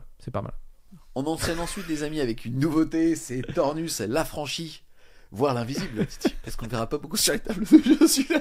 Parce que la figurine, elle brille, on la voit vachement sur les étagères. Elle est magnifique. On est donc sur la nouvelle figurine Stormcast, vous savez que ses ailes de ouf, on s'attendait à ce qu'il ait des règles de malade, alors qu'en fait, il est un petit peu cher. Là, globalement, il a 8 PV, il bouge de 12, il a une sauvegarde à 3, Par contre, il a 5 de contrôle d'objectif. C'est ça qui est surprenant pour un petit mec comme ça. Derrière, il est rien, c'est-à-dire qu'il y a rien. Il est ni prêtre, ni sorcier. Il est par contre dans la chambre de la perdition, donc ça veut dire qu'on peut lui mettre la protection à 5 si on choisit la bonne formation. Comme il fait partie aussi de cette chambre, il va annuler potentiellement une aptitude sur un 4+, qui lui arrivera dessus. Et derrière, il va avoir un tir qui va être 3+, 3+, moins 2 D3, et 5 attaques au corps à corps de 3+, 3+, moins 2 2. Donc c'est un bon dueliste. Il va surtout donner comme règle le héros de la rédemption. En gros, quand les chambres de la perdition amis sont entièrement à 12 pouces de lui, ils font un ralliement, on ajoute 3D. Ça, c'est très fort. Il fallait cette occurrence, en tout cas au niveau du livre Stormcast. Ouais. Et sinon, à n'importe quelle phase de mêlée, il peut utiliser la lumière de Sigmar, jeter un dé sur un 3+, soit choisir de soigner D3 toutes les unités Stormcast qui sont à 3 pouces de lui, soit de mettre -1 à la touche à toutes les unités ennemies qui sont à 3 pouces de lui. Mais il est à 220 points. Ouais, en fait, il est cher pour ce qu'il fait. En fait, il est très bon pour son premier effet. Son premier effet qui booste le ralliement sur la perdition, c'est très très bon. On voit ça, ce boost de ralliement, même qui est ciblé dans certaines armées, par exemple sur les Dota of Kain, là sur les serpents, c'est très bon parce qu'on adore ça. En plus, on redonne des PV, on soigne, on remonte des figurines à des unités à qui on peut donner une protection à 5. Donc c'est vraiment, il y a une bonne synergie et tout. Ça augmente la tankiness de l'armée, on adore. Maintenant, enfin, 220 points pour. Ce gars-là ne survivra pas au premier tour de la. Enfin, aux 2-3 premiers tours de la partie. Là où je te l'avais été, moi, il y a quand même une déception. En fait, je m'en fiche de son coup en point parce que l'équilibrage, tout ça, c'est pas fun. Enfin, c'est ta partie, ça. C'est qu'en fait, en gros, on a l'apparition d'un héros avec des putains d'ailes qui fait partie de la chambre de perdition. Tu pourrais dire putain. En fait, en gros, tu peux le mettre avec des prosécutors, qui est une unité un peu les Golden Boy qui sont arrivés. Tu dis, ça va avec quoi. Enfin, exactement. Il fait mais tous les deux lui, à cherche côté. pas à 3d6, donc en fait, lui, non. lui, il reste derrière. Il éclaire avec la lumière de Sigmar. C'est par là. C'est par là. 3d6. Genre, après, il a des règles sympas, et si on sort du format compétitif, machin et tout, il a des règles cool, qui sont nouvelles, qui donnent de la fraîcheur au jeu, qui vont bien avec la perdition et qui complètent bien le gameplay. Donc si on sort une armée full perdition, on se dit, bah lui, son pote qu'on a vu avant, qui est prêtre sur son poulet, pour le coup, en termes de règles et d'apport, il a une vraie personnalité, et il donne quelque chose. Donc il a sa lumière, c'est sympa, il éclaire dans la nuit, bon, c'est le phare de votre armée Stormcast. On enchaîne les amis avec une nouvelle figurine pour le Lord Célestant à pied, même si celui-ci fait partie de la chambre des guerriers, hein, il a quand même le nouveau bouclier, il est quand même super joli. Là on est à 130 points et on a sa version sur Drakot à 190 points. Les deux versions peuvent en fait justement taper après avec une unité qui sont de leur rang indirectement. Donc en fait en gros ça va être infanterie pour la version à pied et justement cavalière avec la version sur Drakot. Ouais, c'est des bons seigneurs génériques, ils sont bien costés, ils porteront très bien vos artefacts et votre héroïque et tout. Ils n'ont pas une profondeur de gameplay ou de jeu qui est excessivement vaste. Maintenant, si vous aimez bien la figurine ou que vous avez envie de vous spécialiser dans la chambre guerrière parce que c'est ce qui vous plaît le plus en termes d'historique, de fluff et tout, ils sont très bien, ils sont pas délirants, ça va pas vous casser parce que leur prix est scandaleux et tout. Et je les préfère clairement à certains personnages, on va dire, uniques, qui pour le coup vont pas vous représenter sur le champ de bataille parce que vous pourrez pas leur mettre très héroïque que vous avez choisi, artefacts qui vous permettent aussi de changer un peu votre gameplay et tout. Les deux sont ok pour une construction de liste assez basique. D'accord. Beaucoup de choses à dire sur les deux prochains. Le prochain ça va être le Seigneur Impératant. Lui il est à 150 points. Il a comme principale aptitude qu'une fois par partie à sa phase de mouvement, il peut choisir jusqu'à 3 unités entièrement à 12 pouces de lui qui viennent d'arriver justement avec la règle descendant de l'orage, donc ça ne marche pas encore une fois avec le décor, et il peut choisir de les faire bouger de D3. Est-ce que cette aptitude vaut 150 points? Pour l'instant, aucun joueur Stormcast a considéré que ça en valait le coup. Maintenant, il y a quand même une combinaison à avoir entre les deux, c'est-à-dire que quand on a une unité qui arrive de frappe en profondeur à plus 9 d'adversaire, qui avance de D3, pour les prosécuteurs qui peuvent même avoir un bonus de charge avec une charge à 3D et tout, bon, ça commence à aller loin quand même, et à pouvoir se rapprocher même si un adversaire se redéploie ou à forcer une charge qui est vraiment très, très courte. Moi je l'aime bien, je pense qu'il y a des vraies combinaisons entre lui et Bastian par exemple à faire pour être agressif sur les unités qui arrivent de bas à table. On peut penser aussi au C. Strampheim. C. Strampheim, lui il arrive plus près, donc plus près, plus D3, ça commence à faire vraiment très très près pour quelqu'un qui met des patates de ce calibre là. Donc si vous avez envie de vous faire un gameplay comme ça ou en mode j'attends, je prépare mon truc et tout, et puis d'un seul coup je déclenche ma combo, il y a toutes mes unités, elles avancent et je te fais une charge de malade et je t'envoie la justice de Sigmar pleine tête, moi je l'aime bien. Voilà. Mais c'est un type de gameplay, faut se dire qu'il existe, c'est pas forcément celui qui va vous plaire, mais si vous avez envie à un moment d'être un peu agressif et je dirais porter le message du dieu roi sur la table, ça peut être une bonne façon de le faire. Ok, on enchaîne ensuite avec un autre prêtre, c'est le Seigneur Relictor. Lui, il est à 130 points, il est prêtre seulement de niveau 1, mais il a plus 2 pour réciter. Ouais. Donc c'est une ferme à point d'incantation. Ouais, alors plus 2 ou plus 1, je pense qu'entre la VO et la VF, je suis pas certain qu'on garde le plus 2, parce que je pense qu'il a été à plus 1 avant, et là il a changé dans le bouquin. Plus 2, ça me semble beaucoup trop fort, donc je vais vérifier la VO, je pense quand le bouquin Ils ont sortira. changé la fille, il va falloir la vendre, mon Ouais. petit. Alors tu me changes le plus 1 en plus 2, au moins pour le marché francophone. Voilà, il y a un vrai... lui est très bon quand vous allez prendre des armées de sorciers et que vous voulez vous rajouter un prêtre. Donc on peut prendre le poulet qu'on a vu tout à l'heure, mais lui a comme un fiabilisateur, donc entre guillemets, même pendant le tour adverse où on a un -1 pour réciter, on a quand même un fiabilisateur de pouvoir jeter notre translocation ou de la préparer en stockant pas mal de points de notre côté, quitte à la passer avec le -1 justement. Donc c'est un très très bon slot de personnage qui a été extrêmement joué, qui le sera toujours. Je pense que clairement il n'y a aucun débat sur ça, on l'adore. Ok, maintenant on passe justement sur le premier sorcier, on va dire générique, c'est le chevalier Arcanum. Lui, il est à 140 points. Est-ce que il a une bonne position à 140 points pour un sorcier de niveau 1? Oui et non, parce que le problème c'est qu'il est en concurrence avec un Knight Arcanum, qu'on verra après, qui est un sorcier qui est monté, qui a des bonnes règles intrinsèques, lui est pas mauvais, donc si vous voulez vraiment le plus cheap du plus cheap, vous pouvez le chercher lui en complément ou pour jouer une liste magie. Il est pas mauvais, c'est un bon sorcier, bien costé, il y a zéro débat sur ça, et pareil, il pourra apporter aussi un Mirror Shield par exemple si on veut le protéger un petit peu. Ensuite, les amis, on passe avec un petit sniper, le chevalier judicateur avec Griff Dog. Il est à 160 points. Il est livré avec des petits Griff Dog. Les Griff Dog, c'est très simple. Une fois par tour, à votre phase de mouvement, vous allez jeter un dé sur un 1. Bah, il y a un petit chien qui meurt. Sur un 2, vous allez choisir une unité ennemie et vous allez avoir plus 1 pour toucher et pour blesser. Si elle a 12 pouces de lui. Ouais, bah c'est un bon assassin, un bon sniper pour mettre des petits dégâts où on peut arriver, envoyer son Griff Dog et la 2 SPA. plus 2 plus, ouais. moins 2, 3. Ouais, ça met des bonnes tartines. Maintenant, dans le tir Stormcast, pour l'instant, on lui a toujours préféré les long strikes qu'on verra tout à l'heure. Est-ce que lui fera sa percée peut-être avec le Batos Roll ou peut-être un peu plus tard? En tout cas, ça reste il est bien costé, c'est une bonne unité qui peut pas vraiment descendre en points parce que sinon on va commencer à en voir plusieurs dans les listes. Donc il est bien. Il est bien maintenant et c'est un personnage qui permet pas d'avoir une grosse construction en termes de liste justement building, il est pas facile à rentrer. Ok, on enchaîne ensuite avec le chevalier Relictor qui est un prêtre de niveau 1 qui est à 130 points et qui va avoir comme règle particulière l'encensoir relique à votre phase de tir. On va choisir une unité ennemie à 12 pouces de lui et lui dire -1 TG de protection mon pote. Jusqu'à la fin du tour. Ouais, bah c'est pas ouf par rapport à son bot. En fait, chez un prêtre, on cherche surtout à ce qu'il soit fort en prière et lui il nous apporte une règle qui est d'enlever des protections durant une phase. Bon, les Stormcast n'ont pas besoin de ça, ils ont besoin d'un prêtre qui est fiable pour lancer leur translock. Lui n'aide pas du tout dans ce sens-là. Donc... 130 points les deux, enfin ils sont à 130 points chacun, donc toi tu restes systématiquement sur le plus 1 cast en anglais, plus 2 castes en français. Il y en a un qui est chevalier, l'autre qui est seigneur. Moi je prends le seigneur parce qu'il est meilleur dans son domaine. Non, clairement, on a un prêtre, il faut qu'il soit bon en prière. Lui il peut rater, galérer à canaliser pour la moindre prière, c'est chiant. Voilà. Stabilisateur, et en plus si la VF s'avère correcte et qu'on a vraiment plus 2, c'est pété, et donc c'est vraiment très bon. Ensuite, on a le chevalier Vexilor. Lui, il n'est qu'à 120 points. D'un côté, il sait pas se battre. Par contre, lui, son aptitude, c'est la bannière de Réforgé. En gros, il va pouvoir choisir des 3 unités Stormcast entièrement à 6 pouces de lui et ajouter 3 au contrôle d'objectif et les soigner de D3.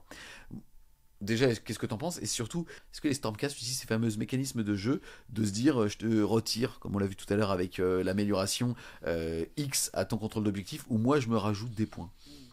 Pas trop, c'est pas trop. En fait, c'est quand même une armée qui a une bonne force de frappe, donc qui est capable d'annihiler des unités sur les objectifs, notamment tout ce qui est, je dirais, multi-points de vie et grosse prise d'objets, donc des packs de deeping, des 20 clans de rats, ou ce genre de choses, des unités qui sont très bonnes en prise d'objets.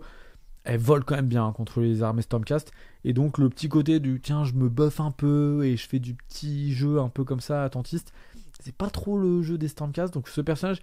Je dirais qu'il a l'avantage d'être pas cher. Je dirais que c'est le seul truc, c'est sûrement un des moins chers qu'on ait à stuffer. Maintenant, pour 10 points de plus ou 20 points de plus, je mets un sorcier ou un prêtre. Bon, je pense qu'il perd toutes les comparaisons. Donc à part si on aime le côté, j'ai une bannière qui flotte au vent pour guider mes Stormcast, je pense qu'on choisira toujours un peu autre chose qui est plus sympa à jouer en termes de gameplay. Ok, on va maintenant parler du Chevalier Questor. Le Chevalier Questor, c'est l'apparition qu'il y a eu justement dans cette nouvelle édition. Lui, ce qui va se passer, c'est qu'au début de la partie, il va choisir un objectif qui ne soit pas dans votre territoire, et ça sera justement l'objectif de votre quête. Et à partir du moment où vous contestez l'objectif, il ne faut pas le contrôler, il faut le contester, vous allez avoir +3 à son contrôle d'objectif et donc passer contrôle 5, et il a directement une protection à 5. Il fait partie de la chambre des guerriers pour information, et il a perdu 10 points, il est donc maintenant à 140. Ouais, bah voilà, lui est pas mal, hein. Si on veut rentrer un truc déjà, il est dans la boîte de base, donc on est content que la boîte de base ait une bonne unité. Ensuite, il a un vrai thème, c'est-à-dire, faut que j'aille chercher un objet, où je me fasse téléporter dessus, ou un truc, parce que c'est pareil, on se dit, ouais, mais il a un mouvement de chips. Oui, mais vous avez de la téléportation via votre terrain ou via la translocation, donc dès le T1, il peut être sur l'objectif que vous avez choisi dans le camp adverse, qui était, entre guillemets, où il n'y avait pas de présence ennemie, et donc, bah, clac, vous avez un mec qui a 5 dossiers, donc il peut pas se faire reprendre l'objectif par des monstres, et puis bah, vous pouvez forcer votre adversaire à devoir vous engager. Il se bat correctement et il devient très chiant à tuer. Et donc bah, vous pouvez aussi le téléporter, faire descendre de frappe en profondeur une unité d'escorte qui va venir avec lui. Et dans ce coup, on se retrouve avec un objectif dans le camp ennemi extrêmement compliqué à reprendre, qui va nécessiter beaucoup de ressources pendant forcément 1 ou 2 tours. Donc moi j'aime beaucoup ce perso. Il rentre. Si vous le rentrez, il peut vraiment apporter quelque chose. Et en plus, il chambre des guerriers, donc il peut donner le bonus si on est dans la bonne chambre associée. On passe ensuite à l'unité de Praetor. L'unité de Praetor, elle n'a pas bougé. Elle est toujours à 150 points. Les 3, elle va surtout avoir comme capacité de donner une protection à 5 et à elle-même si elle a à portée de mêlée d'un héros. Ouais. On en avait parlé la première fois pendant la review. Moi, au début, à 150 points, je trouvais ça cher, mais c'est vrai que quand tu donnes une protection à 5 à un cron 10, ça devient game changer. Est-ce que finalement, ça a été vu? Est-ce que tu maintiens ta position? Ouais, moi je les aime bien. Ils sont bien, on les voit dans les listes, ils sont bien dans la construction. Ils renforcent ce côté protection à 5 dont on a déjà parlé, de rendre les personnages compliqués à tuer. C'est difficile d'aborder les unités. Ils mettent quand même des petites tartines à côté. Donc, et ça fait des unités un peu d'appoint. Ces unités qui sont pas excessivement chères, qui apportent de la présence sur table au Stormcast, qui leur laissent aussi des unités potentiellement en fond de cours, qu'on aura facilité à téléporter après avec le terrain et tout. Moi je trouve qu'ils apportent vraiment du bon aux armées, à l'armée Stormcast de manière générale. Donc en fonction de la construction, c'est pareil, on peut les mettre dans les cieux, du coup notre personnage il avance, eux ils fait, puis ils se mettent à côté, donc ils donnent leur protection et tout. Tout va bien en fait avec eux. Voilà, ils sont bien dans la construction. Par contre, il y a des listes où vous n'avez pas de personnage à protéger. Hop, du coup on les prendra pas. Ok, on enchaîne ensuite avec mes chouchous, les prosecutors. Ils sont à 140 points les 3. Globalement, ils n'ont pas changé. C'est-à-dire qu'on est à 140 points les 3. Ils ont une cohésion de 2 pouces. Ils chargent à 3d6. Enfin, ils chargent avec 1d6 de plus.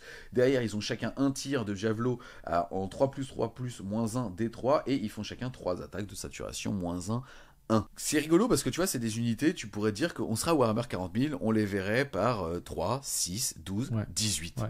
Est-ce qu'aujourd'hui, on les a vus même par 3 pour les tactiques dans cette nouvelle édition? Bon, on les a vus que pour ça en fait. D'accord. Non, l'unité de 6, on a vu des tests en build, mais c'est pas ce qui a été le plus concluant. Ce que les gens ont bien aimé, c'est notamment plutôt les unités de 3, le 2x3 ou ce genre de choses. Pourquoi? Parce que ça se ramène bien, on en ramène 2, ça fait petit tir d'appoint, c'est chiant à sortir, ça charge, ça assassine un peu des persos, ça bloque, ça a une bonne cohésion, donc c'est un peu chiant, même les 3 entre 2 terrains, bah, ça prend bien la place. Voilà, on les a vus dans cette optique-là. Le marteau de 6, c'est pas ce qui a fait ses preuves, mais il existe quand même, hein, donc il est pas à négliger. On les fait, puis le tour d'après, on peut leur donner une heure de gloire.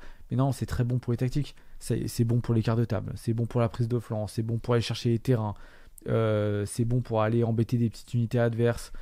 Voilà, ils sont top, on les aime bien. C'est une bonne unité d'appoint. On a vu pas mal de synergie pour les mettre en marteau. C'est pas en tout cas comme ça qu'ils ont le plus percé. Pourquoi? Parce qu'ils sont limités par leur capacité aussi. On a des bonnes attaques, mais que Rennes-1, avec de la 3-3 à chaque fois. Et ça vole quand même pas mal à la riposte, ce qui est un peu embêtant. On enchaîne ensuite avec une nouveauté, c'est-à-dire les Paladors Foudroyeurs. Donc ce sont les chocobos que vous voyez ici, mais en nouvelle version, c'est-à-dire en armure lourde. Et d'ailleurs, ils ne font pas partie de la même chambre, puisque eux font partie de la chambre d'avant-garde, là où les Paladors vont faire partie de la chambre des guerriers. Ici, on est à 210 points les 3, et globalement, on va faire 3 patates de lance, donc en 3+3+, moins 1, mais qui quand on cible de l'infanterie passe perforation moins 2, et quand on charge passe dégâts 2, et derrière, on va avoir des serres qui vont faire 3 patates, mais qui touchent cette fois-ci à 5, dégâts 1. Ils vont surtout avoir comme aptitude le fait que si une ou plusieurs unités chambres des guerriers amis ont été détruits pendant la bataille, on va pouvoir relancer les jets de charge et ils vont avoir frappe en premier. Bon, il faut avoir perdu des unités, mais le bonus c'est très bon. First Strike c'est fort. Après, maintenant ils ont pas un profil qui fait pleurer quoi. Ça tape bien, mais ça tape bien déjà que vraiment sur l'infanterie.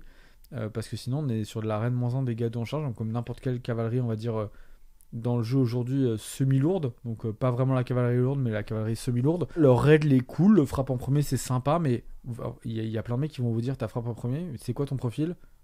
Bon bah je te charge quand même en fait parce que c'est pas avec ça que tu vas me rincer. Maintenant c'est une bonne unité, ça va vite, ça prend bien, ça fait bien le power through, donc la possibilité de traverser les unités adverses à la fin du tour, donc on peut aller taper, se replier ou aller taper, passer par-dessus et aller derrière. C'est une bonne unité qui rentre dans un slot où il n'y avait pas grand-chose en Stormcast, qui était ce côté cavalerie moyenne, qui était avant plutôt de la cavalerie d'harcèlement, mais qui remplissait aussi ce rôle-là. Je suis pas certain qu'on les verra sur table, ils sont très jolis. Maintenant, leur impact n'est pas incroyable, mais si vous les jouez, ils rempliront tous les rôles auxquels vous allez les destiner. Maintenant, n'en attendez pas des trucs de malade, parce que leurs stats, vous pouvez vite vous retrouver à rebondir un peu, quoi. Je trouve cela bien meilleur parce qu'ils bougent comme des malades, et ils puis ils tirent et les machin autres, et tout. ou tu vas chercher de la Dracotte, enfin au pire Ouais, puis t'as plus de gameplay parce que tu tires, tu machin, donc tu joues dans plus de phases, tu vois. Eux, ils jouent en monophase et pas très bien. Par contre, oui, tu vas arracher un peu de l'infanterie, quoi. Avoir moins de dégâts 2, ça commence à... Mais t'arraches que ça, quoi. Comme tu l'as dit, peut-être un problème de positionnement. On a d'un côté les paladors qui vont être, eux, pouvoir bouger, courir, tirer, charger, désengager, tirer, charger, bref, ils vont tout faire. Là, on est un peu plus lourdement armé, mais je sais pas, je trouve que problème de positionnement. Parce que il y a de la vraie cavalerie lourde en Stormcast ou il y a de la vraie cavalerie légère. Et on verra surtout que si tu veux défoncer de l'infanterie, t'as des trucs moins chers et potentiellement plus efficaces que ça. Ensuite, on a le char foudroyeur qui est toujours à 150 points. Lui, n'a pas changé. Les chars, on va essayer dans le globe. Il y a quand même une vraie discussion à avoir sur les chars sur Age of Sigmar. C'est que on discute. Ouais, il faut qu'on discute. Les chars, c'est quand même une unité qui a une véritable cinématique, icône. On se souvient de scènes dans Gladiator avec les chars, dans Alexandre, machin. C'est un vrai truc. Le char, c'est impressionnant. Mon père te dirait Ben-Hur. Ben-Hur, autre génération, autre ref. Et donc, il y a ce truc, et on n'a pas encore trouvé la règle chez Game Workshop pour rendre les chars sexy. Le problème des chars, c'est que c'est censé être une unité qui est forte à l'impact, parce que vous avez ce côté c'est tracté par plusieurs chevaux, par plusieurs animaux, et il y a des faux un peu sur les côtés, c'est censé faire assez mal et tout. Le char Stormcast, il est dans cette veine-là, c'est-à-dire son positionnement en point, il est pas délirant, donc c'est bien à jouer. Ça fait des dégâts qui sont relatifs à son coup en point, c'est ok. Ça tank, ok. Maintenant, moi, je pense qu'une des voies qui serait à aller pour l'éditeur, ce serait peut-être de dire on a une règle qui est le power through, avec des chars qui est du coup excellent, et d'essayer peut-être de booster ce power through en lui donnant un espèce de super bonus si on l'utilise, ou rendre, je sais pas, le power through gratuit par exemple pour les chars, ou des choses comme ça, qui donnerait très envie du coup de les jouer. Parce que là, pour le coup, en fait, on a des chars qui ont souvent des règles et des profils sympas et des coups en point, mais qui, ça rentre pas en jeu, quoi. Ça contrôle mal les objectifs, ça fait des dégâts vraiment que à l'impact. C'est pas dinguissime. Donc c'est dommage que les chars, c'est quand même un truc qui est visuellement ultra joli sur la table. En plus, il y a en général des gros socs, donc il y a un côté un peu cinématique qui est cool en termes de gameplay. Maintenant, ça rentre, il n'y a aucune liste dans le jeu qui, pour l'instant, que ce soit en Slanesh, en Umbet ou en Stormcast, personne ne joue de char parce que les règles du jeu ne vont pas avec ce type d'unité-là. Voilà, ils ont réussi à trouver le truc pour l'infanterie monstrueuse. On n'a pas encore le côté pour les chars d'avoir trouvé la règle qui libérera ce type d'unité-là dans le jeu. Voilà, c'est pour l'instant dommage. Donc le char, Stormcast, c'est pas exception, c'est une très belle figurine qui a des bonnes règles. Il vous décevra pas, mais il exploite pas le jeu à OS au maximum. Ensuite, les amis, on ouvre la page et on arrive sur 4 unités trop cool. C'est un peu les anciennes lignes qu'on avait au niveau des Stormcast. On a les Vigilors qui, eux, sont à 130 points les 5, c'est normal. Eux, ils vont pouvoir tout simplement, à partir du moment où ils ont touché une unité au tir, donner +1 pour toucher à tout le monde Stormcast jusqu'à la fin du tour. Donc ça marchera au corps à corps. Derrière, on va avoir les Libérators, eux, qui sont à 110 points, qui n'ont pas changé par rapport à avant. Ils ont plus droit à leur contrôle d'objectif quand ils sont sur un objectif qu'il y a chez eux. Derrière, on a les Vincictors qui sont toujours à 110 points et qui, eux, vont avoir +1 dégât quand ils tapent une unité qui a plus de 5 figurines. Et on a les Vindictors qui, eux, ont baissé, qui sont passés de 110 à 100 points et qui, eux, on frappe en premier sur un 4+, à partir du moment où ils se font charger. Ouais. Globalement, on a accès à une boîte à outils un peu globale. On peut regarder, donc on a les Vigilors, eux, une petite unité pour donner des +1 hit, ça permet facilement, via eux et via leur 2 de gloire, d'avoir tout de suite un marteau qui va avoir +1 hit, +1 bless, sans dépenser de points de commandement, de manière assez stable sur l'armée. C'est très bon. Si on veut apporter leur +1 hit, on peut les téléporter pour que eux donnent leur tir au bon endroit et ainsi buffer toute l'armée Stormcast. Donc eux, ils sont top. J'aime bien une petite unité de 5 dans une armée. C'est un vrai outil tactique qui est intéressant et qui fait économiser des points de côte, donc c'est très précieux. Derrière les Libérators, je pense que c'est plutôt c'est peut-être mes points moins préférés. Alors ils ont quand même une règle qui est bonne, hein, garder les objectifs c'est quand même assez fort. Malheureusement c'est que dans leur territoire, donc ça ne sera pas sur toute la partie quand on va vouloir agresser et tout, sachant qu'on a quand même un bon potentiel d'aller sur tous les objectifs sur la table. C'est pas un problème en Stormcast, on aime bien quand les objectifs sont bien éclatés, c'est même là on est plus fort que les autres. Par contre les chouchous c'est les Victor ou les Vanquisher, en fonction de votre livre de comment c'est marqué. J'ai mis 10 minutes à les trouver dans le livre. Et donc eux ils sont très bons parce que pour le coup eux ils meulent l'infanterie et la masse de manière très stable. Comme on disait, une heure de gloire et un out-attack ou des tirs justement de Vigilor, et vous avez des bonnes patates en raid -1, dégâts 2 avec du 2+, On peut même penser, j'ai vu des constructionnistes avec des pâtés de 10 qui prennent vraiment bien du coup l'heure de gloire et qui vont vraiment pouvoir bourriner le truc. Moi j'adore, si on a perdu une unité, on a des moyens de leur donner une protection à 5 si on a envie. C'est une unité qui peut du coup devenir menaçante pour pas cher en plus. Ce que je disais tout à l'heure, quand on veut de l'anti-infanterie, vous prenez 10 gars comme ça vaut 220 points, ça vaut les 3 cavaliers qu'on a vus tout à l'heure, et vous avez entre guillemets 21 patates en 2-2 -1-2. Bah en fait c'est beaucoup plus fort que les cavaliers qu'on a vus tout à l'heure, avec plus de PV pour le même coup en points. Donc clairement en anti-infanterie ou en anti-masse, bah, vous voyez, vous avez 10 pink sur un objectif, vous envoyez ça, je peux vous dire que ça fait des dégâts. Ensuite, les amis, on va passer sur les Questors Beam qui viennent d'apparaître. Ils sont à 230 points les 6. On peut pas les booster, bien évidemment. Eux, ils sont assez rigolos. Déjà, ils ont 3 points de vie par tête de pipe. Ils font partie de la chambre des guerriers, attention. Ils sont contrôle d'objectif 1. Mais, vous savez, comme ils vont avec justement les Questors, ils vont pouvoir, au moment de votre déploiement, choisir un objectif qui ne soit pas dans votre territoire. Ça va devenir votre objectif de quête. Et à partir du moment où vous le contestez, vous aurez +3 à votre contrôle d'objectif et une protection à 5. Là où ça, c'est rigolo, c'est qu'ils vont avoir une règle qui est Relictor, guide des âmes. Puisque une fois par bataille, à votre phase de mouvement, vous allez pouvoir tout simplement prendre cette unité et la déplacer, la mettre à 9 pouces de toute unité ennemie. Et si au moment où vous avez déclaré cette aptitude, vous avez sélectionné votre chevalier Questor, donc le personnage qui était dans la boîte de base, il va pouvoir se téléporter avec eux. Donc c'est un blink une fois par partie en plus. Salut. Et en gros c'est pas mal parce qu'ils choisissent du coup le même objectif de quête, et du coup au premier tour, même sans translocation ou sans rien, ou alors on peut même stocker nos points de rituel et tout, on part sur un objectif qui est en dehors de notre territoire. Ça représente, on va dire, sur la moitié des scénarios vous avez au moins le cas qui se présente. Et donc vous avez d'un seul coup un bloc de 6 mecs avec 3 PV chacun, ça fait 18 PV, save à 3, ward à 5, plus un personnage qui est pareil en 5 PV, save à 3, ward à 5. Et donc tout ce beau monde là, est entre guillemets en train de prendre un objectif. Bah ça met c'est pas une épine dans le pied, vous avez là un espèce de sabot quoi. Donc non, ça rigole zéro. Moi j'aime beaucoup cette mécanique, ça permet quand même d'avoir un potentiel d'agression et de prise de table qui est quand même très intéressant, et ça donne une volonté au Stormcast de prendre le premier tour aussi, en disant bah je vais essayer de jouer un peu bas en pause pour avoir le choix de l'initiative, choisir le premier tour, aller tout de suite mettre mon pied chez toi, et puis bah ils sont compliqués à sortir, ça tape correctement comme des Stormcast, ça tank extrêmement bien. Franchement, c'est top. C'est parti, on enchaîne aussi avec une nouveauté, c'est-à-dire les Cénacles de l'Orage. C'est une escouade de 3 petits sorciers. Ils sont niveau 1, ils sont à 220 points. Par contre, quand ils contestent un objectif, ils passent niveau 2 en sorcellerie. Ils ont surtout comme excellente sort signature le choc éthérique qui va passer sur du 7 et qui va donner frappe en premier si on le balance sur une unité amie entièrement à 12 pouces, ou frappe en dernier si on le balance sur une unité ennemie entièrement à 12 pouces. Ouais, toujours difficile parce que c'est toujours sympa ces unités qui sont sorciers à côté. En plus, elle peut être sorcière comme niveau 2, donc c'est quand même assez cool dès qu'elle conteste un objet.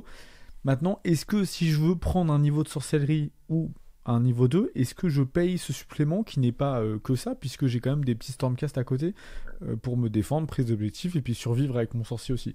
Maintenant, c'est un sorcier qui prend aussi pas les améliorations. C'est des unités qui sont très difficiles à voir. Il faut voir est-ce que les gens vont avoir envie de les jouer ou pas, si on a envie de jouer sorcier. Ou est-ce que je préfère le sorcier juste à 140 ou 130 points qui va juste remplir son rôle de sorcier qui est tout seul. Et il y a un truc à savoir, c'est que aussi comme ce n'est pas un personnage, tu n'as pas les règles de protection de personnage. Donc par exemple les unités de snipe, elles vont se faire un gentil plaisir de dégager tes 3 Stormcast en un tour ou 2, et sans avoir dû se livrer par exemple avec la portée de devoir rentrer dans tes 12 et tout. Ça peut être le petit peut-être bémol que je peux trouver. Par contre c'est plutôt bien costé, sorcier niveau 2 plus 2 Stormcast dans un peu au-dessus de 200 points, c'est très bien costé. Voilà. Ok, ensuite on a les Annihilators et les Annihilators à grand marteau qui ont perdu chacun 10 points, puisque on est à 160 points la version avec bouclier et 210 la version avec marteau. Ouais, bah vous avez un côté des mecs en sauvegarde à 2, donc ça c'est les grands boucliers qui se défendent quand même au close, donc c'est pas mauvais. Maintenant ça bouge entre guillemets pas vite, parce que mais ça a 2 plus de sauvegarde, donc c'est intuable pour certaines armées, c'est vraiment l'enfer. C'est pas mauvais. Maintenant, je pense que... Et par contre, on aime bien les gros marteaux parce que ça rentre dans le gameplay qu'on a pu voir tout à l'heure avec le Lord Imperator, Bastian et tout, où je fais arriver une unité, je la fais y aller entre guillemets au clos, ça met des gros parpaings très très forts. Et ça, on a vu souvent ce gameplay-là se déployer, et j'ai vu quelques listes avec ce côté, mais par contre, on va pas les jouer en briques, mais en plusieurs unités de 3 qu'on va envoyer comme ça, assassiner les trucs. C'est très chiant à tuer. Maintenant, les grands boucliers sauvegarde à 2, le problème c'est que c'est un peu le cul entre deux chaises, c'est un peu cher, mais en même temps ça tank aussi super fort, mais ça tank que soi-même, ça protège pas les persos, donc on aime bien les prédateurs plutôt pour protéger les personnages si jamais on doit faire un choix. Ensuite, on va sur les gros monstres, on a le Seigneur Célestin sur Drakastal, il a perdu 10 points, il est passé de 490 à 480. J'aimerais bien voir le briefing du les gars, on a débattu 8 heures. On a décidé de lui faire perdre 10 points. Pixel, sachant qu'on n'a pas quand même beaucoup vu, donc il n'y a pas des retours méta sur lui, quoi. C'est ok. Ouais. Donc bon, les deux, on en avait pas mal parlé à la première review de l'index. Yes, il y a le Templier Feudrec juste à côté. Ouais, ils ont pas changé. Il y en a un qui est spécialisé dans l'anti-monstre. Globalement, ce qui est cool, c'est que c'est quand même des figurines qui sont personnalisables avec les traits de commandement et les artefacts. Donc vous allez pouvoir vous faire votre général un peu, qui est pas une pièce unique que vous pouvez personnaliser en essayant des trucs. Ils prennent ultra bien le trait pour avoir quand même frappe en premier, parce que c'est quand même des bonnes machines à peindre et à mettre des tartines. Ils encaissent bien, ils iront bien avec des prétors pour leur donner une protection. Ils prennent bien la garde d'honneur pour baisser le nombre d'attaques autour d'eux, et donc en faire des vrais tanks genre hyper forts, où on peut j'attaque, je power through, je reviens dans ma garde d'honneur et mes prétors, et du coup je reste hyper tanky. Moi, je les trouve bien. Maintenant, on les voit pas, mais je pense que si on veut sortir un peu du gameplay, juste Crondis et tout, et qu'on veut trouver des nouvelles clés en Stormcast, ça peut être des clés qui sont intéressantes. Ensuite, les amis, on va passer du côté de la garde draconienne. On a les concusseurs à 230 et les désolators et les fulminators à 210. Ouais, et bah ceux qui pour l'instant font entre guillemets en percée dans le choix des joueurs, c'est plutôt les concusseurs, même si ça peut paraître les plus chers. Ça tank bien, ça a des bons PV, ça frappe fort. On a du bon crit entre guillemets mortel en termes de dégâts, donc on adore. Franchement, on les aime bien, ils sont vraiment bons. Les concusseurs, ils ont gagné pour l'instant tous les matchs. Ils prennent excessivement bien le côté heure de gloire aussi pour pouvoir étanquer et frapper extrêmement fort. C'est un bon marteau, on les aime bien, surtout en effectif renforcé. Vraiment le marteau de 4 mecs ultra solide là-dessus. C'est la vraie cavalerie lourde Stormcast. À son apogée, on peut penser que ça peut être les dragons, mais vous verrez que c'est pas l'unité qui vraiment remplit ce rôle-là. On prendra plutôt 4 bons concusseurs. Les fulmis sont pas mauvais, les désolateurs clairement c'est ceux qui restent sur le côté, mais les fulmis sont très bons, mais malheureusement qu'en charge. Avec les concusseurs, ils s'en foutent, ils disent je charge pas, c'est pas important. Donc en fait, j'arrive, je fais pas neuf, je tente ma charge, je l'ai raté, je m'en fous, de toute façon je frappe aussi fort à l'arrêt que machin. Donc les concusseurs pour l'instant ont remporté le match de ces cavaleries, on va dire lourdes, pour entre guillemets se mettre dans la liste. Donc eux, vous pouvez tout à fait les jouer, ils sont vraiment très bons. Et après, on a les Tempestors qui sont ils sont sur Dracoth et pas sur pas sur Chocobo, qui eux apportent un côté tir. Bon, en fait, eux, c'est vraiment l'unité qui a le cul entre 3 chaises, quoi. C'est-à-dire, je suis une cavalerie semi-lourde, mais j'ai quand même du shoot. Bah, en fait, si tu veux une unité de shoot qui va méga vite, va chercher plutôt des Chocobos qui ont un beau mouvement de 16 et tout, qui peuvent vraiment surgaloper, qui ont en plus des règles de chambre qui vont avantager cette mobilité et ce truc-là, plutôt que de prendre une cavalerie semi-lourde qui tape moins fort. Donc, si tu veux, machin, c'est là où en fait on a la faiblesse du bouquin Stormcast, c'est difficile de s'y retrouver, c'est qu'on a typiquement ce genre d'unité qui est là, on se dit ah ouais, mais celle-là, est-ce que je dois la jouer? Bah en fait, dis-toi que dans les Stormcast, tu as tellement un choix d'unités que tu as le surspécialisé dans chaque domaine, et il y a aussi des unités qui sont entre ces domaines-là, et qui sont vraiment des unités genre super couteau suisse, qui n'ont pas vraiment d'utilité sur le champ de bataille vraiment défini, et qui du coup sont aussi là pour faire le choix des joueurs en termes de modélisme et tout. Ensuite, les amis, on passe du côté des Draconis, avec d'un côté le personnage, donc le chevalier Draconis, qui lui est à 250, et de l'autre les gardes Dracorage, qui sont donc avec lui, qui sont à 310. Ouais. Bah, les dragons, les anciennes stars du livre Stormcast d'avant, donc il y a plein de joueurs qui ont une belle collection de 6-8 dragons chez eux. C'est une unité qui a, je pense, pour l'instant du mal à trouver sa place dans la V4.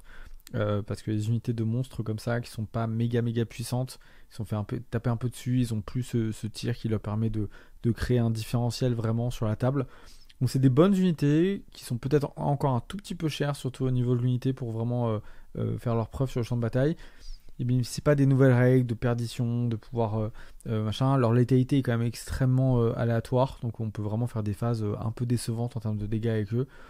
Moi j'ai affronté les unités de dragon dernièrement, bon en fait c'est assez fort parce que ça prend de la place sur la table, ça prend bien les objectifs, ça sature plutôt en dégâts de manière un peu stable. Donc c'est bien, mais finalement ça n'a pas un rôle qui est vraiment dédicacé, on a un peu du mal à les jouer. Je pense que c'est une unité qui est difficile à jouer maintenant, c'est très joué sur la table, les dragons c'est magnifique, ça prend, c'est hyper haut, donc vous avez ce gameplay un peu, en plus ça surfe sur Game of Thrones et tout, donc on a très envie de jouer des armées de dragons toujours. Maintenant, je dirais que si on veut optimiser les choses, c'est pas ce type d'unité là qu'on va aller chercher. En cavalerie lourde, comme je disais, on va plutôt aller chercher du concussor. Et si on veut des trucs qui tankent, on va plutôt aller chercher de l'infanterie qui tank, qui est largement meilleure que la cavalerie monstrueuse en termes de gameplay.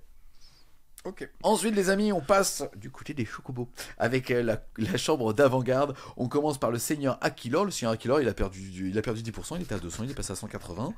On dit pas non, on le jouera pas, mais on le dit pas non.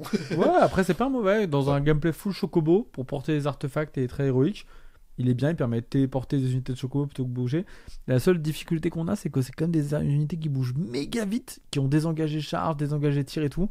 Et donc finalement, est-ce qu'on a envie de se téléporter un œuf de l'ennemi, ouais. Sans fiabilisation de charge, ouais. Alors qu'on peut, je préfère peut-être payer une course auto et galoper ou désengager les charges et faire mes trucs.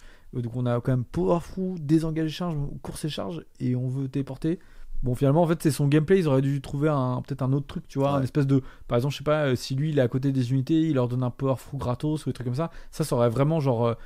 Tu l'aurais joué rien que pour ce truc-là. Les commits de CP par exemple. Je suis d'accord. Ensuite, on va voir les chasseurs d'avant-garde, donc petite unité de tir qui a la latitude de pouvoir choisir une unité de gibier au début de la partie. Et tant que le gibier est sur la table, alors ils vont avoir plus de mouvement, donc ils vont bouger de 7 pour des Stormcast à pied. Et ils ont la latitude de tout ce qui fait le plaisir de la chambre d'avant-garde, c'est-à-dire de pouvoir tirer, courir, charger, repli, tirer, courir, charger. Je peux le faire en boucle. Ouais, tu le fais 5 fois, parce qu'il y a 5 tours. Le gros problème, c'est qu'en fait, dans les petites unités d'infanterie qu'on veut en support pour prendre objectif, accomplir des tactiques, supporter, engueuler l'adversaire, enfin tout ce qui fait le jeu un peu Stormcast, des petites unités comme ça, on a vu qu'on a 4 unités avant qui avaient déjà, dont 2 qui sont exceptionnelles, et malheureusement, eux, ils rentrent dans la case de ceux qui shootent, alors qu'ils ont désengagé tir. Ouais, enfin l'autre en fait quand ils te touchent ils mettent plus un hit sur l'armée. Je prends plutôt les autres gars avec leurs arcs quoi, parce qu'ils sont eux ils désengagent, oui, mais de toute façon déjà j'ai désengagé tir mais j'ai pas désengagé et je prends pas de dégâts, donc je perds un mec quasiment à chaque fois que je désengage, donc je me suis fait taper, j'ai survécu, je désengage, je repère un gars avec le D3, mais attention je tire avec des armes qui sont quand même pas un truc de ouf. Je préfère 1000 fois d'autres unités d'infanterie. On est d'accord. Ensuite, on va voir les deux types de paladors. Donc là, vous avez vu tout à l'heure, on vous parlait des paladors de chambre guerrier, qui était la palador intermédiaire. Là, on va parler justement des petits. Donc on va parler des paladors. Il y en a deux types, ceux avec hachette de choc, ceux avec javeline. Il faut savoir que ceux avec javeline, donc c'est-à-dire ceux-là, eux, ils ont baissé. Ils sont passés de 230 à 210. Donc pourquoi pas. C'est une unité qui fait pas énormément de dégâts mais qui offre tellement de latitude de jeu. T'as 2 de contrôle d'objectif, tu peux les jouer par 3, par 6, tu bouges de 14, tu peux courir, tirer, charger, désengager, tu peux tout faire.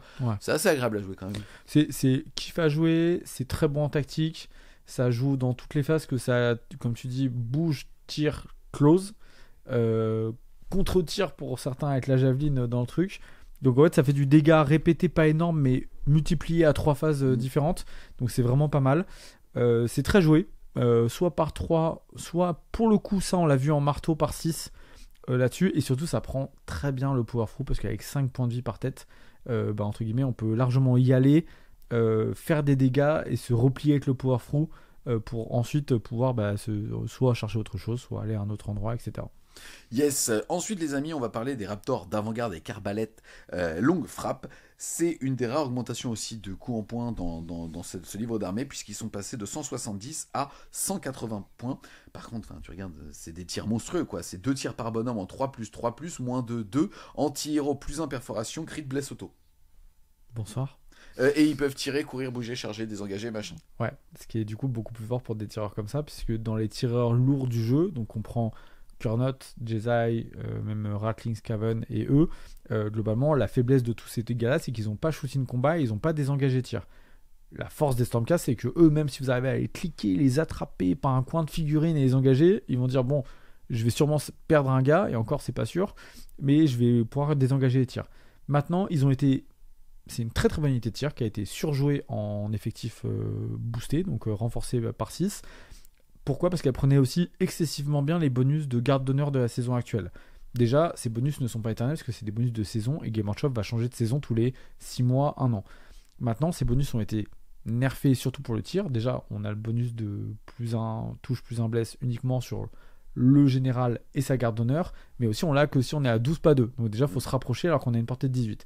Maintenant, ça reste des très bons tireurs qui prennent bien les bonus offensifs, qui vont adorer tout ce qu'on a vu en Stormcast, qui aiment bien se redéployer, qu'on va jouer de manière assez agressive et ensuite en ramener 3 avec le rip-hop. Donc on a finalement une durabilité en le tir qui fait qu'on va quasiment toujours tirer 5 tours de jeu, ce qui est quand même puissant.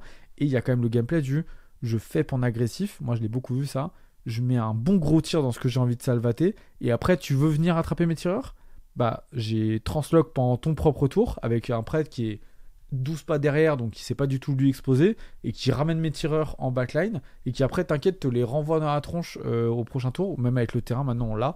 Donc ce gameplay là je l'ai beaucoup vu, il est agressif tout en étant extrêmement sûr du côté Stormcast, et le plus arène contre les personnages, ça vous fait moins 3. Ouais, ça vous fait arracher des persos vraiment de manière stable là-dessus. Donc parmi les meilleures unités de tir du jeu. Même à 10 points de plus.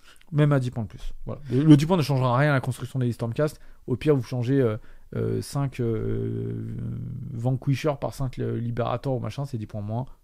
Emballé, c'est pesé et vous avez vos 10 points. Voilà. Ok, on passe ensuite avec les éterviers qui, eux, ont perdu 10 points. Donc c'est marrant. Pardon. Elle est pétée, mais elle se joue avec elle. Fait plus 10, moins 10. T'inquiète, ils vont rien voir, ils sont cons. Franchement, on en est là, Titi, excuse-moi. Bref, là, on a donc les éterviers. Ils sont à maintenant 80 au lieu de 90 points, les 3. Ils vont surtout avoir comme règle du fait de donner en fait un bonus de plus 1 pour toucher aux unités d'avant-garde. Ça tombe bien, ceux qu'on vient de voir sont aussi avant-garde. À partir du moment où eux sont à 9 pouces d'unité ennemie. Ouais, pas si simple que ça à mettre en place, ça rentre dans les listes, les PRV. Ce qui est cool, c'est qu'en plus c'est une unité qui a un bon mouvement, donc en fait à mettre sur la table, ça compte comme une unité Stormcast que vous avez mise, donc vous pouvez mettre plus d'unités dans les cieux, très cool, et ça fait bien les tactiques au premier tour, parce que ça fait bien les flancs, même sur les scénarios où vous êtes éloigné d'un des bords de table, donc quand vous êtes en déploiement classique, c'est-à-dire vraiment on se regarde et on est séparé à 18, la moindre unité qui a 6 de mouvement peut aller de l'autre côté. Quand vous avez des déploiements, vous êtes en escalier et tout, des fois les bords de table sont un peu loin, et donc avoir des unités qui ont plus que 12 de mouvement ou quoi, c'est très bon pour vraiment assurer des bords de table T1 parce qu'on peut pas faire de frappe en profondeur, de choses comme ça. Et donc ces petites unités très rapides permettent de dire je peux prendre le premier tour, faire une tactique, ou si on me le laisse, je serai quand même efficace tout de suite, etc. Ouais, on va juste noter que comme ce sont des bêtes, ils ne permettent plus de proquer le plus 1 pour toucher des unités de guerriers. Absolument, ça fait partie de celle-là et les griffons qu'on verra tout à l'heure. Question pour toi, justement en unité cordon, tu préfères eux à 80 points les 3, alors tu vas pouvoir t'en servir pour potentiellement faire des tactiques, proquer le plus 1 touché sur tes snipers, et aussi faire des cordons, où tu ne les joues pas eux en cordon, parce que 80 points les 3 ça commence à être chéro. C'est pas cher, parce que des unités déjà d'ajustement de liste à 80 points, 90, moins de 100, en fait on en a... Déjà, il y a des armées qui n'en ont pas du tout, donc qui galèrent dans la construction grâce à ça. Donc déjà, c'est un outil en construction de liste qui est quand même exceptionnel.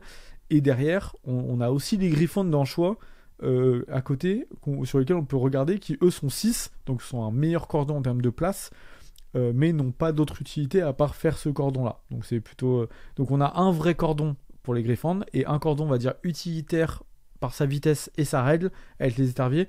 Donc idéalement dans la construction, si je dois faire, je prends un de chaque. Comme ça j'ai un vrai cordon que je peux sacrifier, mettre devant et vraiment protéger mes unités. Et un qui je peux sacrifier, mais j'ai aussi quand même l'utilité de attention, si je rentre à 9 de toi, j'ai un bonus automatique sur les unités. Yes. Ensuite on découvre les Raptors d'avant-garde, mais cette fois-ci avec Arbalète Ouragan. Eux ont baissé énormément puisqu'ils ont perdu 30%. Ils étaient à 130, ils sont à 100. Ouais. Qu'est-ce que t'en penses ? Est-ce que t'as comme envie de les jouer à 100 ou pas ? Parce que franchement à 100 t'iras chercher d'autres choses. En fait ils valent plus grand chose pour des tireurs normalement d'élite. Il faut savoir que normalement ils doivent être en concurrence avec les Raptors Long Strike, puisque c'est leurs homologues, sauf que eux ont des espèces de arbalètes à la Van Helsing où ils trifouillent leurs trucs, alors que les autres ont des énormes arbalètes de sniper. À 100 points on rentre en concurrence avec les unités de 5 Stormcast où ils sont du coup 10 PV. Là on a que 3, donc on a 6 PV, donc il y a quand même une grosse différence. Maintenant, il tire plutôt bien, mais sauf que c'est du tir anti-masse. Et on a vu que le Stormcast, s'il a bien un truc qu'il n'a pas de problème à régler, c'est laver de la masse. On a les Vanquishers en base, on a les Paladors montés qui font cette espèce de sursaturation durant différentes phases. On a n'importe quel personnage qui met des gros dégâts avec des flat 4, flat 5 avec une bonne raid. Tout ça, ça nettoie de la masse en toute détente. Donc est-ce que pour compléter mon armée, quand je prends des forces d'élite, même si elles sont à 100 points, je prends des tireurs qui sont anti-masse? Bah je pense pas. Donc du coup, je pense qu'on les prendra pas du tout. D'accord. Voilà.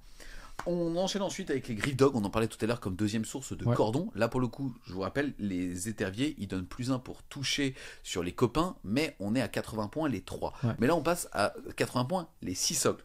Eux vont avoir comme aptitude le fait tout simplement de pouvoir faire des blessures mortelles si des Stormcast sont à 12 pouces 2 et 12 pouces d'unité ennemie sur un 2+, avec un D3. Bref, ils mettent un petit peu de mortel pour les unités Stormcast à côté. Bref, c'est surtout un cordon à 80 points. Ouais, ça c'est top. C'est peut-être une des forces de Stormcast, c'est d'avoir encore des cordons à moins de 100 points pour ajuster les listes et protéger son unité. C'est pareil, c'est une unité à 80 points qu'on met sur table et en contraire, on a une unité à 200 ou plus qui est dans les cieux en attendant son meurt. Bah, c'est super fort, ça permet, je peux masquer mon déploiement. C'est une unité de bah tiens, j'ai pas le bon nombre de poses, bah je vais casser mon déploiement, je vais mettre 6 Griff Dog.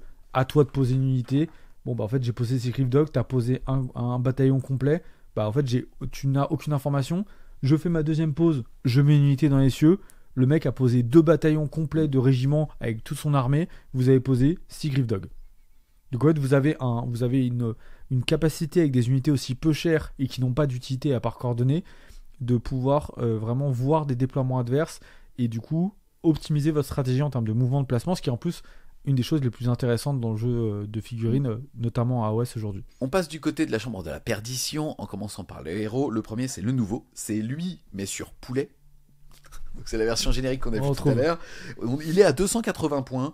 Il va balancer 5 patates dégâts 2 et sa monture va balancer 6 patates aussi dégâts 2. Comme il est de la perdition, il va pouvoir, une fois par tour, annuler les effets d'une aptitude sur un 4+. Derrière, il va avoir comme vraie aptitude de phase de héros de diriger l'assaut. Il va choisir une unité de la chambre de la perdition qui ne soit pas un héros. Ça marche pas sur lui pour leur donner +5 en contrôle d'objectif. Et derrière, il va avoir un petit saccage qui va s'appliquer sur un héros mais qui ne soit pas un monstre. Il va jeter 2 dés et si ces 2 dés dépassent sa valeur de santé, alors l'adversaire aura frappe en dernier et ne pourra pas utiliser d'ordre. Ces règles, c'est dommage qu'il y a des restrictions à chaque fois qui font que c'est genre ah c'est cool, ah non c'est pas ouf, ah c'est cool, ah non c'est pas ouf. Et en fait ça fait cet effet 2 fois. Le +5 au contrôle d'OC, franchement ils auraient pu le donner à toutes les unités de la chambre de la perdition, ça aurait été quand même sympa, ça aurait permis des beaux petits tricks, que ça soit avec lui ou avec ses copains. Ou alors l'effet mais sur un personnage non monstre, mais les personnages non monstres ils sont pas très charismatiques, ils sont en général pas méga puissants, donc on n'a pas besoin de leur donner des frappes en dernier ou quoi. Il a toujours un profil quand même un peu asthmatique comme son pote Iridan. Bon, en fait ce qui est cool c'est que, on va dire, si vous aimez la figurine du poulet, que vous voulez en faire votre seigneur sur le champ de bataille et que vous voulez le stuffer avec vos objets et tout, et que vous aimez bien la chambre de la perdition, ça fait un bon leader. Maintenant il est quand même cher. Et je trouve que son impact sur le champ de bataille, il peut être un peu décevant, même quand on est dans un jeu pas optimisé, parce que on met 300 points ou presque dans une figurine qui est pas méga impactante et qui a pas des règles de malade. Personnellement, si je devais jouer un poulet charismatique, je pense que je prendrais Iridan, qui au moins est prêtre. Il a un saccage il a un saccage de fin de tour qui est méga stylé, qui est une espèce de désengage, qui est du coup cette espèce de, vous voyez, c'est un peu ça plus un powerful pour avoir 2 unités qui font du pick and charge et donc qui viennent taper puis s'en vont des combats. Au moins il y a je trouve une vraie saveur dans le personnage. Lui, sa saveur elle est un peu faiblarde, voilà. Ensuite les amis, on va découvrir le chevalier Azyros, c'est donc la deuxième version du kit qu'on critiquait tout à l'heure, parce que là on est sur le personnage générique de Sanguinor, on est donc sur 40 000. Ah, ça, pour ceux qui aiment pas le Sanguinor comme moi, vous pouvez prendre celui-là, je Exactement. pense qu'il claque de ouf, mettez une voilà, tête de vampire. C'est tout à l'heure qui était nul, et là regardez, ça a changé les couleurs, il est comme les Prosecutors, donc il va synergiser les Prosecutors. Plus sérieusement, on est à 180 points, 5 patates, 3+, moins 1, 2, c'est pas fou, chambre de la perdition, donc sur un 4+, il ignore les effets d'une aptitude qui n'est pas de base. Par contre lui, déjà, première aptitude, la lumière de Sigmar, à n'importe quelle phase de mêlée, il peut jeter un dé et sur un 3+, choisir soit de soigner des 3 les copains, soit de mettre -1 pour toucher, c'est exactement comme l'autre. Là où c'est intéressant, c'est une fois par tour, à la fin de n'importe quel tour, il va pouvoir choisir une unité de Prosecutor à 12 pouces de lui, jeter un dé, et sur un 3+, soit leur faire un mouvement de repli s'ils étaient à portée de mêlée et ils prendront pas les D3 mortels, soit leur faire un mouvement normal. C'est pas mal ça. Mais en fait, c'est très bon et c'est très cool parce qu'il crée une vraie synergie avec les prosécuteurs. Donc là, on se dit, ok, là j'ai des méga trucs à faire, c'est vraiment cool. Le problème, c'est pourquoi un 3+, quoi. Enfin, en fait, c'est vraiment chiant d'avoir. Je comprends que dans la version, ils aient voulu enlever le côté d'avoir des synergies trop simples et trop basiques. Et donc, du coup, de mettre un peu d'aléatoire sur certains jets de dés. C'est cool, mais quand toute la saveur de votre personnage, parce que là, c'est vraiment toute la saveur, sinon je prends le perso, mais si je veux avoir un truc. Réside dans le fait de faire un 3+, pour vraiment pouvoir kiffer le fait d'avoir mis vos prosécuteurs et lui, et clac, ma combo que je veux montrer à mon pote et tout. Bah, je fais pas un 3+, ma combo elle rentre jamais et je peux jamais l'avoir. Donc c'est un peu désagréable d'avoir ce sens. Alors que l'effet est cool, c'est très fort de pouvoir désengager, entre guillemets. Et du coup, derrière, j'ai la liberté de pouvoir désengager, recharger le tour d'après. Si j'ai... Donc, sans prendre des dégâts quand t'as que 2 PF, c'est bien. Ouais, j'ai un choix d'initiative qui est vraiment sympa. Ou alors, je sais pas, je vais me déplacer j'ai tiré, donc je peux revenir en arrière de 12 pas et tout. C'est vraiment super sympa. Donc, en fait, tous les mécanismes sont bien. Pourquoi mettre sur un 3 ? C'est vraiment, je pense, lourd parce que ça peut vous amener de la frustration à la table, quel que soit l'environnement de jeu, parce que lui, on le verra pas dans un environnement de jeu compétitif. Donc là, on se destine à un environnement de jeu, je dirais, de plaisir et de hobby pur. Ouais. Et du coup, pourquoi, quand on se destine à justement du hobby pur, on fonctionne comme ça. Moi, c'est toujours un peu un problème que j'ai avec l'édition du jeu en ce moment. Il y a certains personnages, les restrictions sont automatiques ou moyennant des points de commandement ou des ressources que vous pouvez piloter, donc c'est sûr. Et d'autres gars où toute la saveur du perso ou de la faction, de la sous-agence et tout, réside dans un jet de dés. Et donc en fait, on se retrouve à pas du tout les jouer et à pas profiter du jeu dans l'ensemble de ce qu'il pourrait proposer. Yes, je suis d'accord. On enchaîne ensuite avec lui, le Seigneur Vigilance sur Griff Rudder. Il a perdu 10 points, il était à 190, on le voyait pas, il est à 180, je sais pas si on va le voir. Il va surtout avoir comme vraie aptitude, outre le fait d'être de la perdition, de pouvoir une fois par partie faire taper une unité 2 fois. Ouais. Par contre, ça se déclare à la phase de mêlée et ça ne s'applique que sur justement des unités de la perdition. Ouais, c'est quand même pas mauvais. Il est dans la boîte de base, donc c'est toujours cool d'avoir, comme on l'a dit toujours, ce qui est dans la boîte de base, ça a des bonnes règles, c'est cool. Il a perdu sa bannière. J'avais mis une énorme bannière. Ouais, tu l'as pété. Prends pas soin de ses figurines. Vous le saurez maintenant. Non, franchement, il porte bien les artefacts. Il porte bien les traits de co, donc on est cool parce que c'est notre représentant sur le champ de bataille. Et quand on vient de commencer entre guillemets le jeu, c'est notre personnage un peu auto-include qu'on va être obligé de jouer. Il est vraiment cool, moi je l'aime bien. Et pour continuer une force à 1000 points ou à 2000 et tout, ça fait un bon premier général. Après, vous switcherez sur un truc soit un peu plus balèze, soit qui correspond plus à votre style de jeu. Mais en premier perso, pour commencer à piloter votre force, je le trouve vraiment très bon. Ensuite, les amis, on enchaîne aussi avec une nouveauté, le Sermeur Terminos. Il est à 150 points. Il va avoir comme principale aptitude de pouvoir utiliser Jacouille la fripouille, c'est-à-dire le petit pion qu'il a à côté de lui. Tant qu'il a envie, il va donner plus 3 au contrôle d'objectif pour une unité de la perdition qui sera à côté de ce mémorien. Ouais, il renifle bien les pistes. Par contre, derrière, il t'atteint un peu parce qu'il balance quand même 4 patates en 3+2+, moins de 3. Ouais.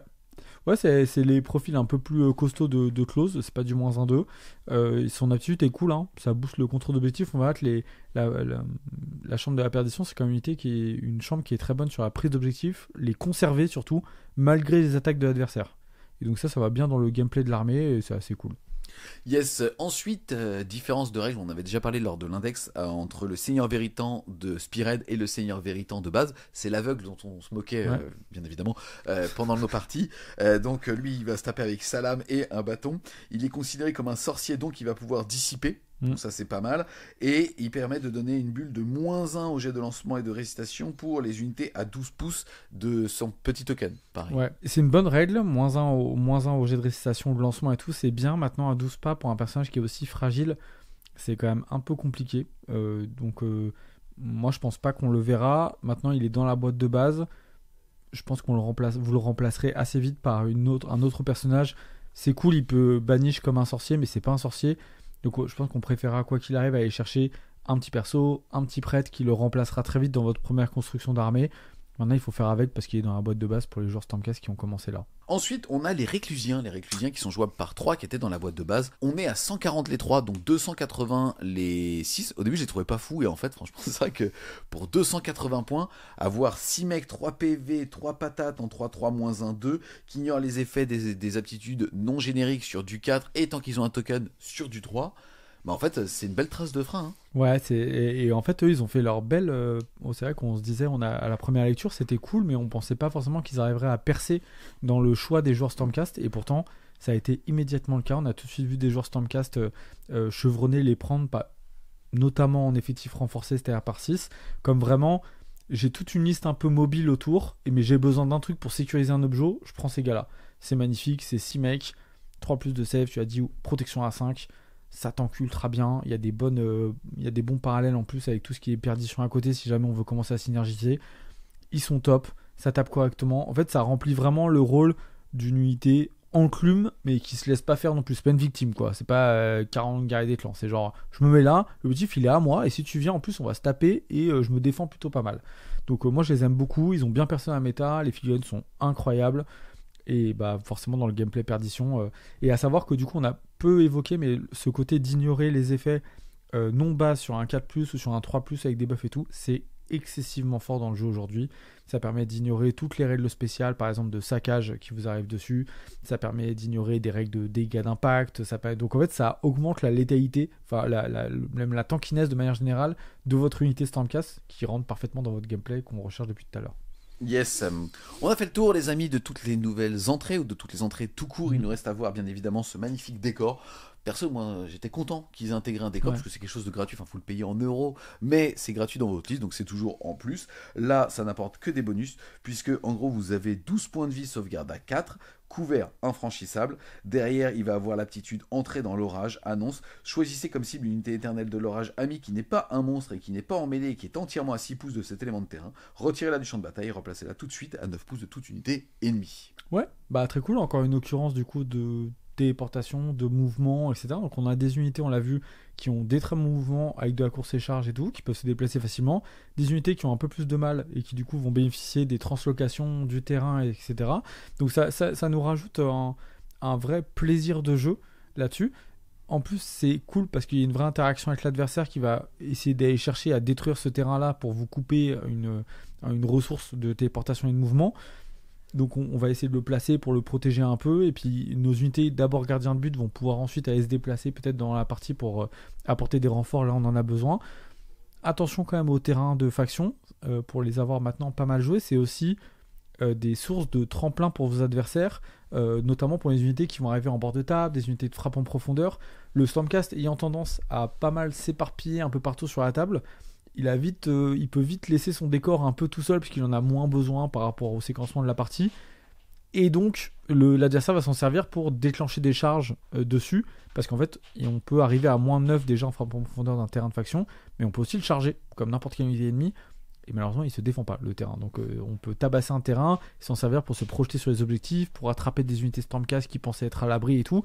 Donc faites attention dans votre terrain de faction, c'est un outil mais qui peut aussi entre guillemets devenir une épine dans votre pied si votre adversaire l'utilise contre vous de manière intelligente. Titi, on a fait le tour de ce nouveau livre d'armée pour les Stormcast. On rappelle que c'est les Golden Boy d'une édition. C'est quand même normalement une sortie majeure. C'est sorti après les Skaven, ça c'est rigolo. Au niveau du gameplay, on en a parlé. Il y en a plein possible, ça c'est assez cool. Il y a quand même parfois des choses qui font un petit peu mal. Le fait que certaines unités qu'on avait dans les anciennes éditions, là pour le coup qu'on voit beaucoup moins, on parlait des chevaucheurs de dragons. Là j'ai beaucoup aimé le travail qu'ils ont fait, notamment sur la partie avant-garde et sur la partie perdition.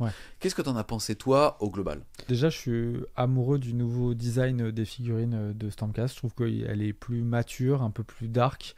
Ça nous emmène dans une vision de Sigmar qui est moins, justement, comme tu dis, Golden Boy, tout est beau, tout est gentil, on est gentil du monde de l'univers. Moins bulky aussi, les figurines sont beaucoup moins trapues et moins bibendum, quoi. Ouais, c'est ça, donc c'est des mecs un peu vénères, on a pas mal de têtes non casquées et tout, qui permettent de donner une vraie, je trouve, identité.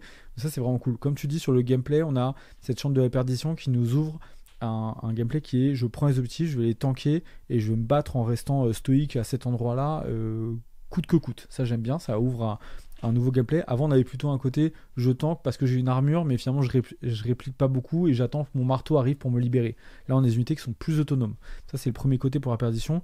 Le côté gameplay avant-garde, c'est plus de mobilité, plus de facilité à jouer, de possibilités tactiques et tout, donc c'est hyper agréable. Et quand en fait on se rend compte à mixer guerrier, perdition, avant-garde dans des listes et tout, en fait là on a le summum du gameplay en termes de création de listes et de saveur à la table, parce qu'on peut aller vite, tanker, choisir un objectif, en faire son bastion de défense, en même temps être extrêmement agressif, comme si on pilotait une armée d'escarmouches sur des petits objectifs à droite à gauche, et tout ça dans la même liste en fait.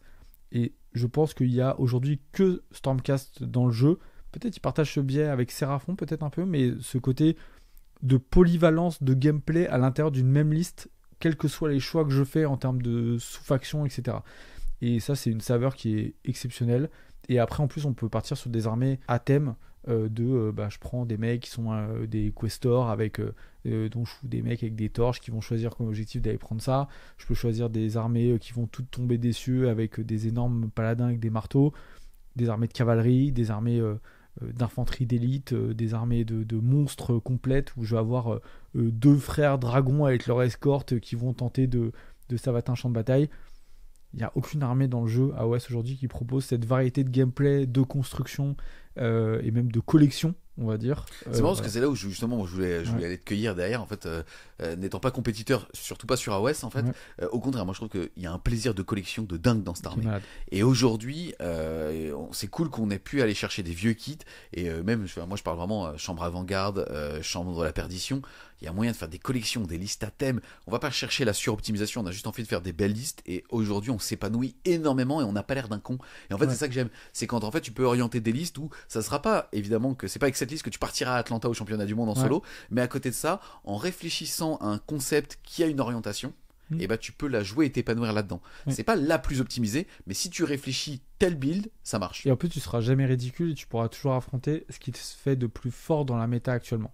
Aujourd'hui, on peut, si je prends, je sais pas, un truc qui me paraît très fun, un Karazai plus Krondys par exemple, je pense que si tu réfléchis intelligemment ta liste, tu peux demain aller affronter le top méta de AOS et passer des bons moments, voire gagner. Et en te faisant méga plaisir, tu vois, en te disant, bah ouais, moi je joue les 2 frères jumeaux dragons, c'est sympa. Ouais, mais c'est pas que sympa en fait, c'est aussi un bon.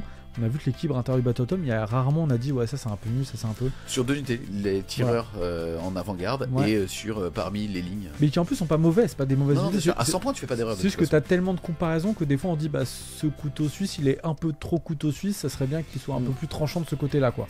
C'est un peu ça plutôt notre saveur. Pas mal hein. Donc déjà ce qui est bien c'est que c'est épuré des unités qui sortiront de la collection, donc ça sera plus simple pour les collectionneurs. C'est ça. Et là vous pouvez y aller les yeux fermés. Comme on l'a dit, partez de la boîte de base pour ceux qui ne savent pas et complétez avec ce qui a l'air de vous plaire. Vous ne pouvez pas vous tromper de manière générale dans toutes les unités, tout est bien. Et après, vous ajusterez par rapport au gameplay, vous allez découvrir des choses, découvrir le jeu aussi dans son utilisation.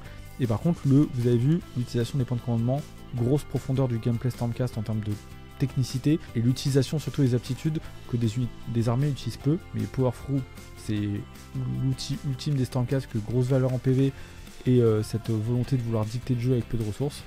Et après, le fait de ramener les unités, le All Out Defense, All Out Attack qui est à doser avec parcimonie. Yes, bah écoute, en tout cas, un grand merci à toi, Titi, d'être venu nous présenter ce nouveau livre d'armée pour les Stormcast de la 4ème édition d'Age of Sigmar.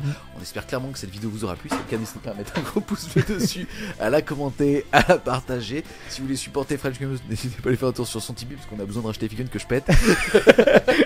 ça tombe en ruine autour. Hein. Le lien sera en description. Et nous, on vous dit à plus, les Wargamers.